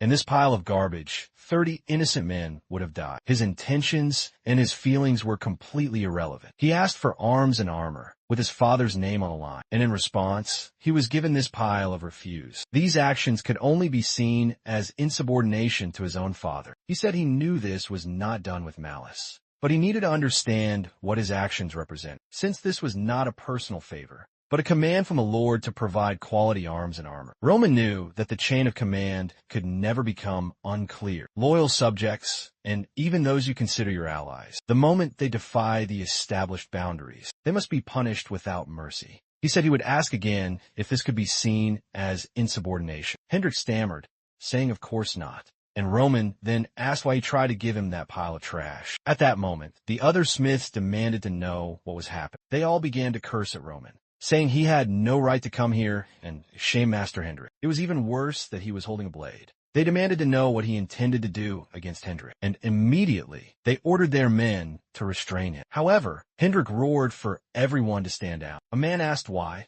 but Hendrik just bellowed. He turned to Roman and offered a deep apology. The fault in this matter was his and his alone. Hendrik recalled when he was beaten by his own master for attempting to forge his own swords. He had warned him that he would never step foot in that forge again if he ever attempted something like that. Later that night, he was seething with rage at that old pig. The man had never taught him anything. He called himself a master, but only beat him every single day. That's when he heard someone ask if they were running a charity. The man holding a single coin in his hand said he knew it was not enough for a proper sword. All he needed was any blade at all, and he swore he would repay him tenfold when he got what he wanted. His body was weak, and he needed a weapon to earn a living. The master replied that he would not give him one. The man kept pleading as Hendrik listened from the shadows. However, the master commanded him to get out of his sight immediately. With that, the man walked away, completely defeated. But on his way out, Hendrik called out to him from the alley. He asked if he would truly accept that sword for free. Hendrik said yes, and that he had overheard his plea at the forge. The man wanted to pay, but Hendrik said it was not necessary, since he was planning to discard it anyway. He was just glad that the blade he forged could help someone. The young man thanked him, overjoyed, and for the first time, Hendrik felt proud to have helped someone. However, his expression soon turned to horror when he found the man dead. His body was already covered by a swarm of flies. At that sight, Hendrik felt bile rise in his throat. The people nearby said it appeared he had died while on a mercenary contract. It seemed a bandit had tried to strike him down, and when he raised his blade to defend himself, his sword had shattered. Everyone commented, "That is why you never go to war without a proper weapon." For Hendrik, it was no different than if he had killed the man himself. From that day on, he vowed he would never let that happen again. But now, he was an old man and had nearly made the same mistake. He apologized again and said he would accept the price for his failure. Roman said that if he was ready to take responsibility, then he would not take this matter any further. He dropped the sword. He said he knew that Hendrik was one of the finest smiths there, so they needed to speak. His purpose here was to acquire gear for his soldiers. He believed that Hendrik had only tried to defy him because of his own personal feelings. But with this, they would bury both of their mistakes in the dirt. He wanted weapons and armor for his men and nothing else. Hendrik realized Roman was giving him a way out of this, without him having to face any punishment. What he did not grasp is how someone could change so drastically in such a short time. This boy was truly not the same one from before. And with that, Hendrik swore he would never let something like this happen again. As a form of apology, the equipment would be forged from the finest iron in the Dimitri's possession, and with a mighty roar, he ordered his men to get back to their work. And so, production began. As one smith sharpened a blade, Roman asked what this business was about, him having stolen a sword from Hendrik. The man said that at that time, he was drunk and had lost his senses. It seems that 3 years ago, he was drowning in gambling debt, and his father refused to give him money. So, he snuck in without anyone, noticing and stole Hendrik's greatest masterpiece. That sword took 6 months of planning, and another 3 just to be forged, without him leaving the forge for a single day. And even so, something so priceless was sold to a random man for a paltry sum. He would never understand what it feels like for a smith to lose his masterpiece without it ever finding its true master. Roman realized his past self had truly crossed an unforgivable line. At that moment, Hendrik called to him and said he did not forgive him for the transgressions of the past. He was fulfilling his request because he was in the wrong today, but he would not accept the son of Dimitri, who knew nothing of the blacksmith's art. He had to understand that the foundation of this land was the forge. If one day he could create something with his own hands that wasn't trash, then, and only then, would he see him differently. Roman replied that it would not take very long. And with that, he returned to the same hidden room, where he had trained his skeletal reconstruction. Everything was arranged precisely as he had commanded. All the necessary tools were prepared, And now, it was finally time to begin. He was back. It was at the age of 18 that he forged his first blade, while everyone else was scheming over who would succeed the Demon Lord. He was under constant attack from his own brothers. He was ambushed by number 11 one night and nearly lost his life. He barely managed to survive, but his sword could not withstand the blows. Even so, his brother gave him no quarter, no chance to flee. Somehow, he managed to win that duel with only a shattered blade, but he had only narrowly cheated death. However, that is when he knew he needed a sword crafted for him alone. From that day forward, he visited the blacksmiths daily to learn the art of the forge. Ever since then, before any decisive battle, he would always forge a new blade for his current self. After 1,000 brutal battles, the sword would change bit by agonizing bit, and the 39th blade was known as the Celestial Demon Sword, a treasure so magnificent it was impossible to put a price upon. And now, for the coming war, it was time to forge a sword for his new life. And with that, Roman began his sacred work. He had repeated these motions 1,000 times before. He understood the rhythm and the power required, the absolute focus needed for a single, perfect purpose. To create something like this, one must enter a state of pure trance. While he worked, he asked himself what he was truly living for. In that other world, he was forced to fight to survive, because he was born the son of the heavenly demon, and war was simply thrust upon him. However, he had never seen this as a curse, and in this moment, his resolve was the same, and he would stay true to his own path. However, this new life he now has does not mean he must stand against all others. This proves that his training must be even more rigorous. This only proves that he still has no conception of the true powers that rule this world. Defeat will not be tolerated. He then unleashed a torrent of flame. This was the art of the infernal demon. It converted all stored mana into pure heat. Even though it was not the strongest art in existence, it was the only one his current, weaker self could wield. He could not forge for long, or his organs would be destroyed. However, he desired a power that could overcome any obstacle. Back at the besieged Lawrence estate, Flora declared that, at this moment, they are completely trapped with no way out. All aid has been cut off, and their military gap is clear. She had overheard their talk of surrender to save what little land the family still possessed. However, she believes that is the one thing they must not do. Suddenly, Lawrence smashed his fist on the table. He shouted that preserving his soldiers' lives is the only choice in this war. But Flora explained that the Barcos had borrowed a fortune from the central government, and all knew it was a loan with no collateral. That means it carries an astronomically high interest rate. This is only possible because the Barcos are not the only ones who stand to profit from this war. The bank offered this money to claim a part of their conquest. This means that this entire territory will be devoured. Once they occupy it, everyone fell silent, realizing that surrender was never an option,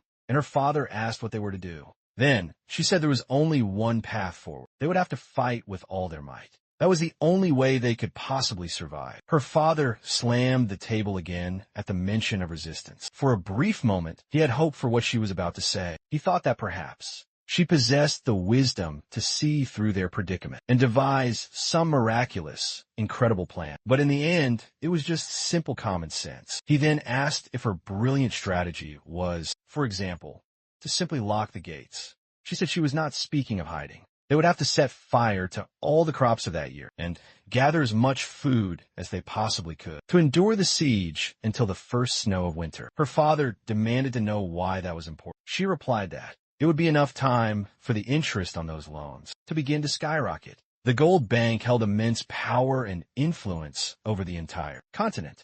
If the war was not over quickly, they would begin to pressure the Barcos to finish it faster. This would not happen because the gold bank could be pressured by their connection to the central government, but because they would hire saleswords who are only motivated by the money that flows from that bank. Once winter arrived, a siege would no longer be advantageous, and the mercenaries themselves would begin to abandon them. The men began to mutter that it would be a battle of attrition, but that it was a plausible strategy, and Lawrence was thinking that. He had always thought his daughter was far too immature. But in the end, she had changed so very much. He slammed the table. He said Flora was correct. So they would begin to prepare for a desperate final stand. They would endure, and they would survive, and they would keep the Lawrence name alive. Even if their walls crumbled and their castle was razed, they would continue to fight for their survival until the very end. Back to Roman, the first sword appeared to be finished, and he said that no matter what, The first time for anyone and anything is always sacred. This was the very first sword of this new life, one that would perfectly suit the man he was now. It would be called Salamandra. The scene then cuts to a lone figure approaching the walls of Lawrence Castle. It is a man who bears the crest of the Barco family, and atop the walls, the soldiers are paralyzed with fear. The man announces that as an envoy of the Barcos, he has come here to offer them 3 choices. If they were to lower their gates and surrender, then their lives would all be spared. The second choice is for them to leave these walls and meet them for an honorable duel on the battlefield. There would be an arbiter from the central government, and they could select 2 of their knights to participate. They could decide on the rules of engagement, and the Barcos would honor their decision. Roman just watched and said they do not trust the Barcos. The declaration of war was a complete fraud, as the ancestral document had been a forgery, and they also had no desire to sacrifice the lives of the Lawrence people. The Viscount declared he would never surrender. The soldiers said the final option was to abandon their pride as a noble family and resort to the desperate act of resisting inside their castle. He then turned and said that the Barco family understood their choice and that they would collect the price for the blood that would be spilled. In the coming siege on the wall, the soldiers were shaking in their boots, and Lawrence was terrified. The war had finally begun. He immediately gave the order for the archers to fire. The first volley of arrows was loosed, and the Lawrence army charged. It was a classic medieval battle, a clash of steel. Meanwhile, someone was throwing their helmet onto the ground. It was Lord Barco, who was furious with these insolent fools for defying them. They had brought 3 times as many soldiers, so why had they not just surrendered? A soldier behind him had expected it to be over in an hour, but the tide of the battle was completely different. The man replied to his lord that the Lawrence family seemed determined to prolong this fight. They had dug a moat around the entire wall and flooded it, so their soldiers could not get any closer. And from the number of arrows they fired, it was obvious they had more than enough supplies. The leader could not fathom why these damn fools chose to resist. Desperately, in just a single week, they had planned for every possible outcome, so that they would be forced to surrender. So why were they risking it all to hide behind their gates? He could not figure out where his plan had gone wrong. A knight asked his lord what they would do. The man said it was obvious. They would use that. The man trembled and said he understood. The man smirked and said that. Lawrence was not a man with a very powerful will. After all, he had sold his own daughter to the Dimitris when he felt the pressure from the Barcos. He is the type of man who crumbles when a crisis begins. But on the wall, he was telling everyone to get moving. They had to prepare again, because it was impossible to know when the Barcos would strike again. And the father told Flora that she was right. The Barcos had attacked just to force their surrender, but the moment they saw them fight back, they had retreated. She said she had realized that she must become stronger instead of waiting for her problems to be solved. This was the path in life that she had chosen from this day on. Her father was overcome with emotion. He apologized for forcing her to marry the Dimitri boy. To him, at that time, it was the only way they could survive. However, from now on, he would always trust that she would be able to make the right choice. Flora was very touched, but then her expression shifted to one of horror. Suddenly, the wall before them exploded. A single attack had torn apart the entire front section. She ran to see how this could have happened. And there, she saw the Barcos had a catapult armed with magic. Flare was a well-known weapon of war. These were known as magical armaments. Each shot with that weapon is incredibly expensive and must only be used strategically. Not to mention it cannot be used without the government's approval, no matter how much money a person might possess. She never imagined that the Barcos would have the resources and connections to acquire such a thing. And the worst part is, there are only 2 ways to defeat a flare. Either you must use another magical weapon of the same caliber, or they would have to leave the castle and destroy it themselves. The problem was that both of those options were impossible. But of course, they did not want to surrender just like that. At that moment, a maid announced that they had received a magical message. This was not just an incredibly rare means of communication, but also an extremely expensive one. The maid said that Roman Dimitri said he had a way to help them, so she should agree to his offer. Flora had no idea why Roman Dimitri would involve himself in this. The scene then shifts to her, asking how he intends to save the Lawrence family from ruin. Roman said he would make it abundantly clear that he was only doing this to get his revenge on the Barcos, for his own personal reasons. It's something he had already decided, and this was the perfect moment for his vengeance. If the Lawrence family followed his plan, He would actively join the fight and destroy the Barco family for them. She asked what they would have to do for this plan. He said the Lawrence family must first create a stage for him by making a certain terrible sacrifice. If they could create this with all the forces they possess, Roman Dmitri would assist them in this sacrifice. He mentioned she knows he only proposed this because of the dire situation they now find themselves in. So, she had no other path to choose. She said she would do whatever he commanded, since it would mean protecting her entire family. He then said he required one more thing. He would need a just cause to interfere in this war. The engagement had been called off, so he needed a different justification. She asked what he needed, and Roman told her to tell the world that Anthony Barco had assaulted her at a meeting. That was the true reason she could not go through with the marriage. After that, her value as a noble would be reduced to absolutely nothing, and the beauty of her title as the flower of the Lawrence family would be utterly destroyed. But if she sacrificed everything she had been given by her noble birth, she would gain a powerful justification to solve the Lawrence problem. This is the justification he needed to enter this war. Flora was trembling. He said if this had happened before they broke the engagement, it would be justification enough, because then he would have laid his hands on someone who belonged to him, and he would never, ever forgive that. Flora thought about what he said about the people who belonged to him, while remembering the explosions that were happening right outside. Her soldiers were screaming and being burned alive. The walls were already beginning to fall, and they needed aid. With a trembling voice, she said she would accept any condition he made, and just asked him to kill every last one of those Barco bastards. The enemy was beginning to scale the castle walls, and Lawrence gave the command for them to defend and to keep fighting. But at that moment, a hooded figure appeared and lunged to take Lord Lawrence's life. He saw that he would not be able to evade in time. But then the man was struck in the face. Flora herself had loosed an arrow. Her father turned and asked what she was doing there, but she only replied that they would have to open the gates.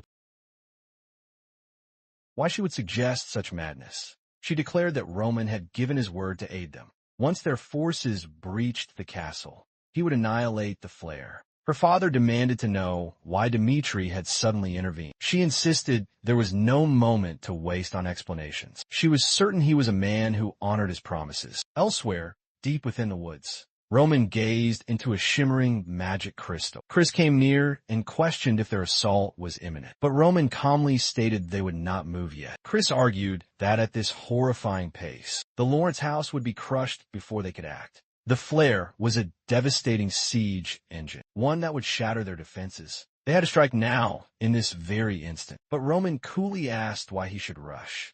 The fate of the Lawrence family meant nothing to him.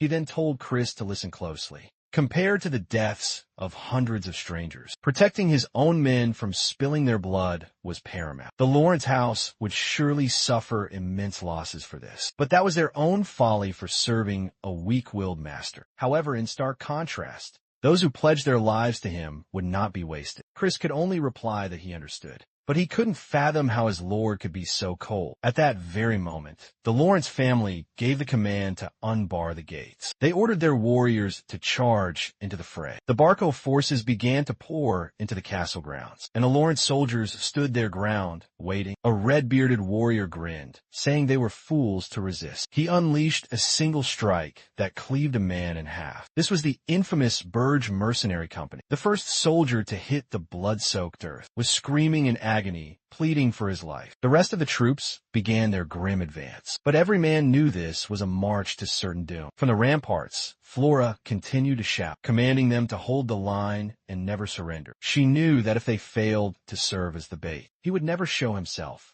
But then, the thunder of approaching war horses echoed. A force was charging from the rear of the Barco camp. Their commander demanded to know who dared approach. Of course, it was Roman's own cavalry making their grand entrance. For them, the time to gamble with their lives had finally arrived. He knew most were filled with doubt and fear right now, but this was the harsh reality they had sworn to face. He had promised that those who endured this day would live the glorious life of a predator. However, in the final calculus, it was every man's individual strength that would decide who would live and who would die.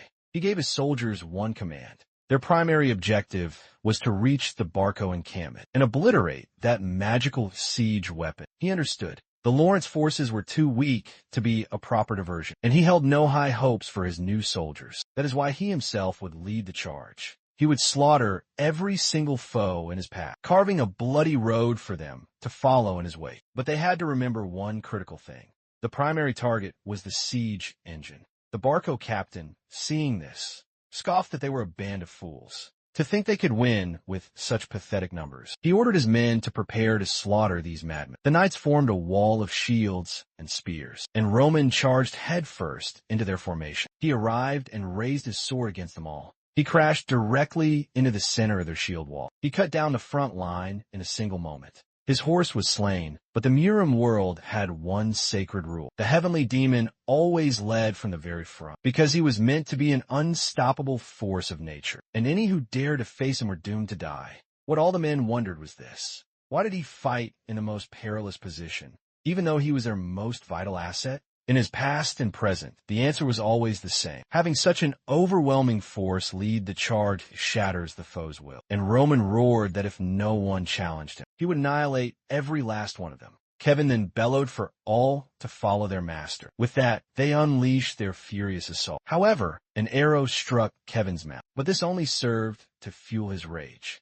He had to keep pace with Lord Roman, and for that singular purpose, he did not hesitate to end the archer's life right there. Chris kept his focus razor sharp. All that mattered was staying close to his master, so he could offer his support. The soldiers formed a wall, screaming they must stop this demon, but they never had a single chance. Roman knew exactly what the true objective of this battle was, the magical weapon known as flare. The mercenary captain, Burge, finally recognized Roman Dmitri. He knew that for this particular job, his cell's words were promised an immense bounty, and seeing this unfolding chaos, he knew he had to eliminate that man. Roman was well aware that Burge was an A-rank mercenary, a man whose name was known throughout the entire kingdom. And unlike the fodder, he was a warrior who could command mana. Burge was an Aura Knight, at least 2-star level. However, he was stunned to see Roman not yield a single inch. Under his powerful assault, the young man's blade was already wreathed in a violet aura. He struck his opponent with all his might. Burge blocked the blow, but knew Roman was far too powerful. With that realization, he began to back away, trying to defend. But the violet slash tore right through, and it took 5 seconds for him to collapse to his knees. That was the total amount of time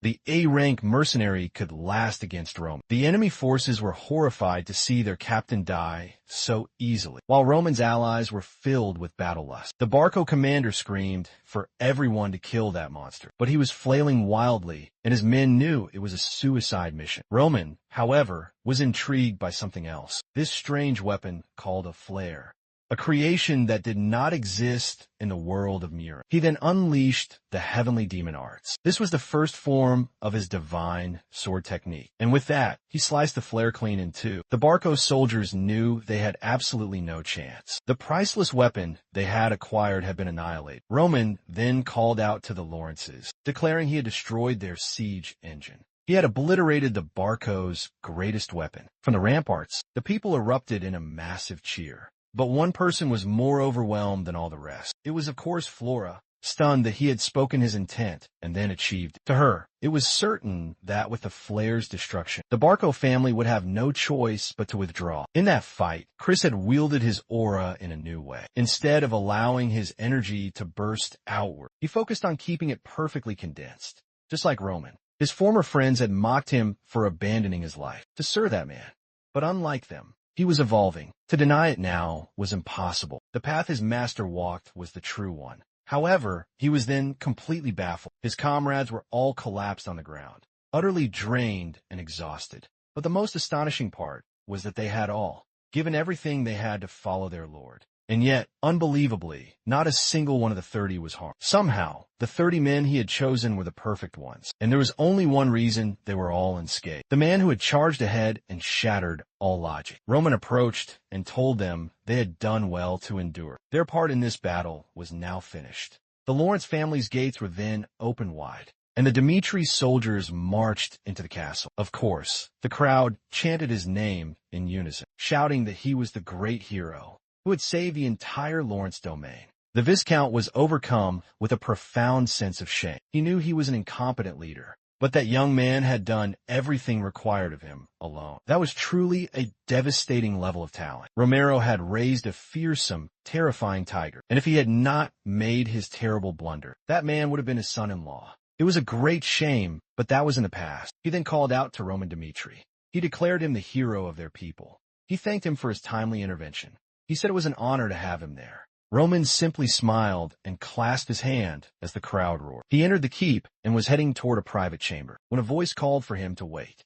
It was, naturally, Flora, who wished to offer her gratitude. She said she knew they had failed in their role as the bait, and yet he had not forsaken them in the end. So she wanted to thank him from the very depths of her heart. Roman simply replied he had honored his end of the bargain. The Lawrence family had performed as well as he had anticipated. Flora insisted she would repay this debt no matter the cost. She did not wish to offer only her empty words of thanks. So whatever he desired, he had only to ask, and it would be his. During his conference, she would stand firmly by his side and guarantee he received whatever he requested. Then he smiled and said if she truly wished to repay him, he would not turn down her offer. He opened the door and ushered her into the meeting chamber. He took a seat at the head of the table and listened to the discussion among the Lawrence nobles. Their strategy was to offer a truce to the Barco family because they were certain they would accept. This was because the Barcos still had a sizable army, and it would be too risky for them to advance. The best course was to forget what had happened and sue for peace. All Roman could think was that he was surrounded by sheep. The Viscount nodded in agreement and said that they truly lacked the necessary power to continue to repel the Barco family's assaults. They would dispatch an envoy at once. At that moment, Roman asked if he could offer his own view. The room went quiet. He was given leave, and he thanked them. He then revealed the Barcos were now facing financial ruin. They had to cover the enormous cost of this failed invasion and still repay the massive loans they had acquired. If they were to send a messenger with terms of surrender, all they would get back was the man's severed head. The men had not considered this obvious truth. Now that the Barcos were backed into a corner, they would never back down. Roman said that outside, soldiers were still clearing the deck, and he asked if any of them had felt a single thing. After seeing that, the Barcos must not be forgiven, and they had to make an example of them for all to see. This was their opportunity to show the entire world the fate of those who dared to attack the Lawrence family. The Viscount replied that he understood that, but what could they do when they lacked the power? Roman said there was only one path to their annihilation. The Viscount felt completely trapped. To Roman, a sheep had no choice but to become a wolf's prey. Meanwhile, in the Barco family's war tent, someone was roaring. It was the Viscount slamming the table. He demanded to know why that cursed Roman joined this war. A full-scale assault would be a disaster for them now. He now had only a single option remaining: a trial by combat. Each house would send forth a champion, and the central government would provide a judge to oversee a true and honorable duel of warriors. The Viscount argued that these warrior duels had become corrupt, tainted by influence and by money. The Barcos, despite their current predicament, still had deep pockets and connections to the government. It was impossible to predict what kind of champion they would summon for such a duel. Roman said he understood his concerns perfectly, and that is why he would offer the certainty he desired. The room fell silent as the Viscount looked on, confused. He asked what certainty Roman could possibly offer. Roman replied that the certainty that a warrior's duel would be their best possible option. The Barcos possess a 3-star knight, and he is likely the one who will be their champion. He would represent the Lawrence family and fight on their behalf. He was certain he could secure at least a single victory, regardless of who the Barcos sent to face him. The problem was, it would not matter if he won one, and they lost the other two. So his own subordinate, Chris, would fight in the final match. He was a prodigy who could defeat even a 3-star opponent. If they were to emerge victorious from this combat, the entire reputation of the Lawrence family would be reborn. He looked at Flora and told them all to make a choice. That's when she remembered the conversation they had just before. Apparently, this was the favor he had wished to ask. She could see the implications of this.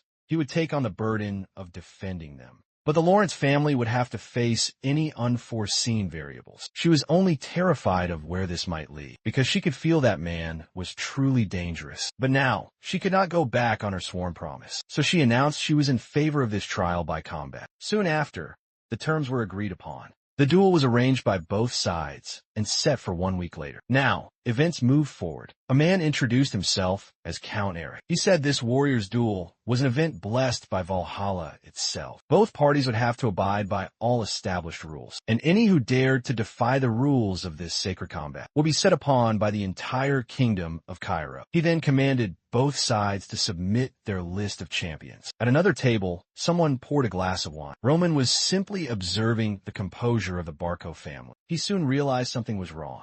He turned and warned Lord Lawrence that they would have to change the order of their fighters. He was taken aback, as this was decided a week ago, but Roman said the problem was the past week itself. He thought the Barcos were afraid of accruing more interest, but the truth is they had stalled for time on purpose. I knew something was amiss because those men were not anxious at all. Lawrence said that it meant they must have summoned a great master. Nearby, there was a man who looked ready to pass out from drink, and he seemed ready to fall asleep.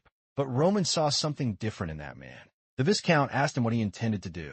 Roman's original plan was to win the first match, lose the second, and then have Chris win the final duel. But now, he would alter it and said that Chris would fight first. Both the father and daughter were completely shocked. He said he would fight second and face the ace the Barcos had hidden. He would change the plan to achieve an overwhelming victory. The crowd was buzzing with anticipation, and Chris was already in the arena, facing his foe. The man introduced himself as Yinsun, a 3-star Barco knight. Chris also gave his name and said that this day, he fought for the honor of the Lawrence family. Everyone in the crowd recognized the 2-star knight's name. They all knew that a talented young man was about to die for nothing. But Chris was certain that to achieve true strength, great risks must be taken. That was the reason he had crawled out of the gutter to follow his lord. The flag was raised, giving the signal for the duel to commence. Instantly, the two clashed, and Yinsun unleashed a mana slash. But there was one thing Chris had learned from his first duel with Roman. Aura is meaningless until it makes contact with the opponent. So long as he wasn't hit, the man's 3 stars meant nothing. He had to keep dodging until he saw an opening. Yinsun continued his assault, asking how long the rat would keep running. He charged forward and told him it was time to die. Chris realized the man had unleashed his entire aura across the battlefield. It was an attack he could not evade. So what could he do? But then, he remembered that Roman had told him to separate himself from the logic that all others followed.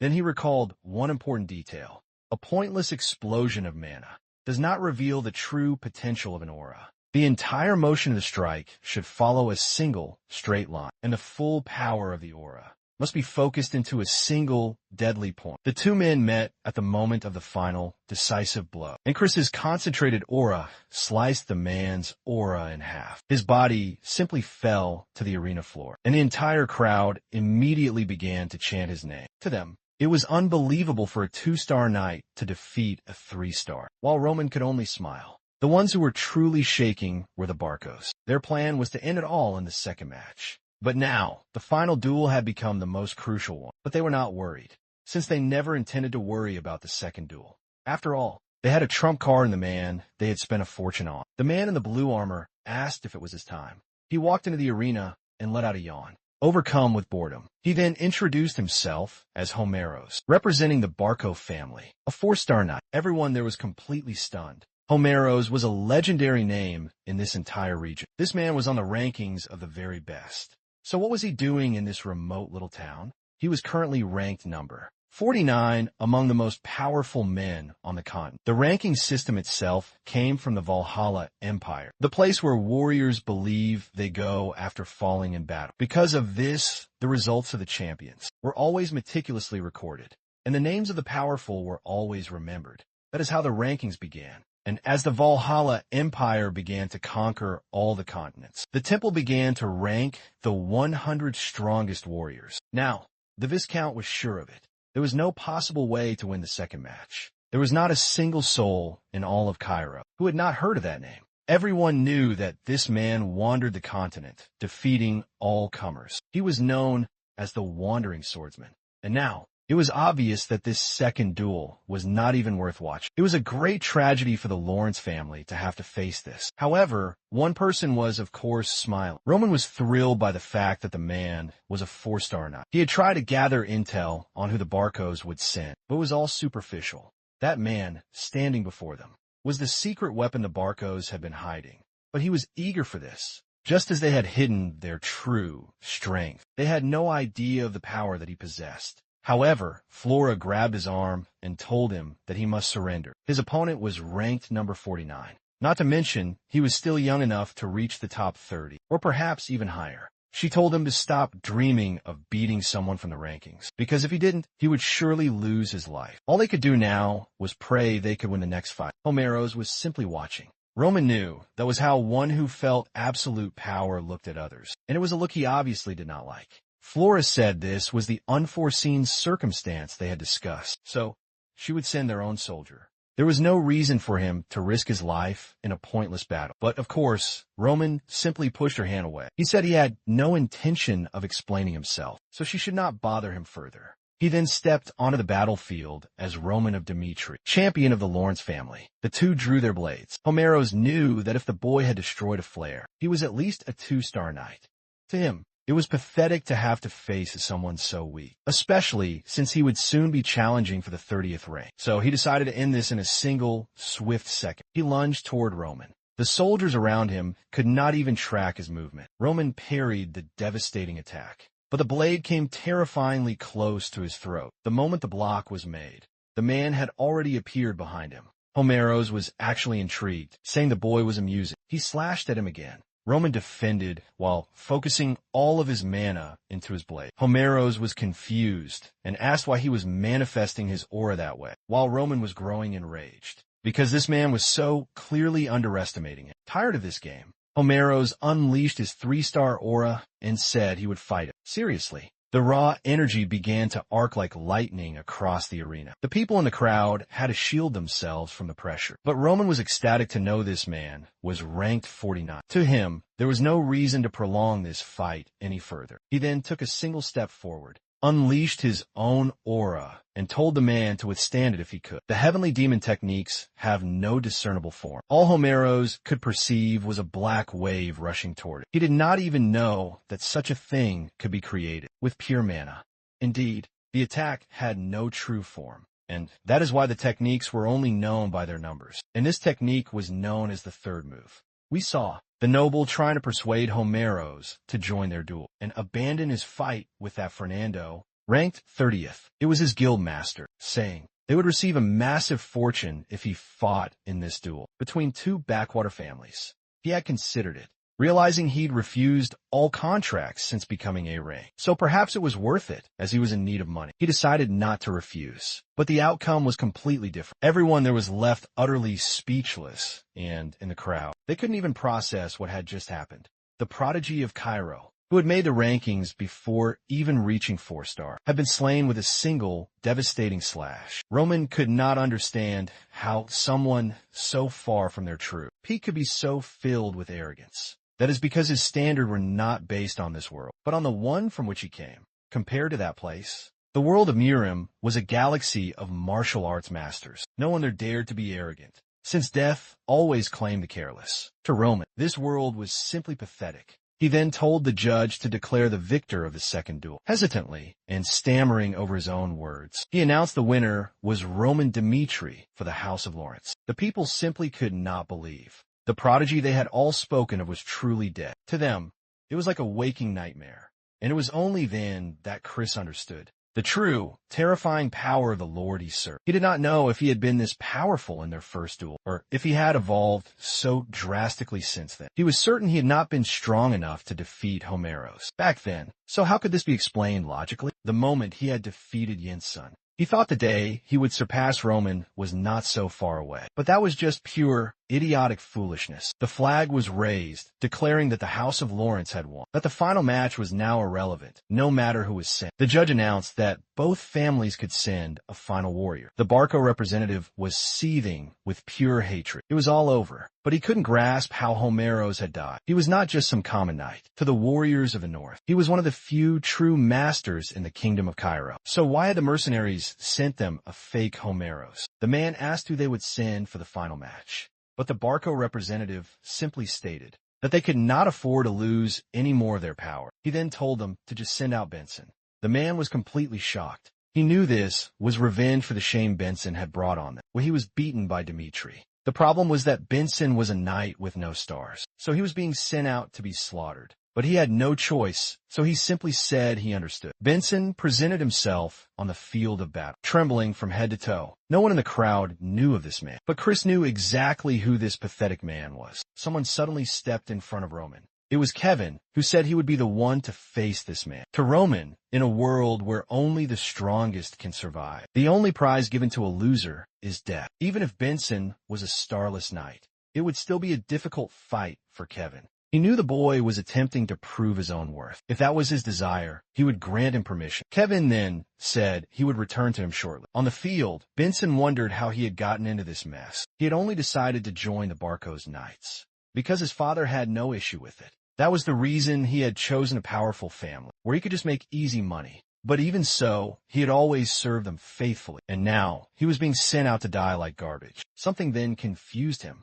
He wondered if that young boy was his opponent now. His expression changed, and he thanked the gods above. They then faced each other, and Benson could not help but laugh. He asked Kevin if he was here to get revenge for that day. Regardless of the reason, they had both been cast aside by their lords. But to Benson, this meant he was incredibly fortunate. Kevin simply replied that he was nothing but the sword that protected his master, and Benson immediately charged at him, telling him to stop his arrogant posturing. Kevin barely evaded the first strike and instantly counterattacked, aiming for Benson's exposed neck. Benson managed to lean back just in time and landed a powerful kick, sending Kevin flying to the ground. Kevin's helmet was knocked loose, and the boy skidded across the dirt. He stood up, looking worse for wear. Chris realized that. The problem here was the massive gap in their physical strength. As Benson was a fully grown man, he could not comprehend what Roman was thinking by allowing Kevin to fight in this duel. Once again,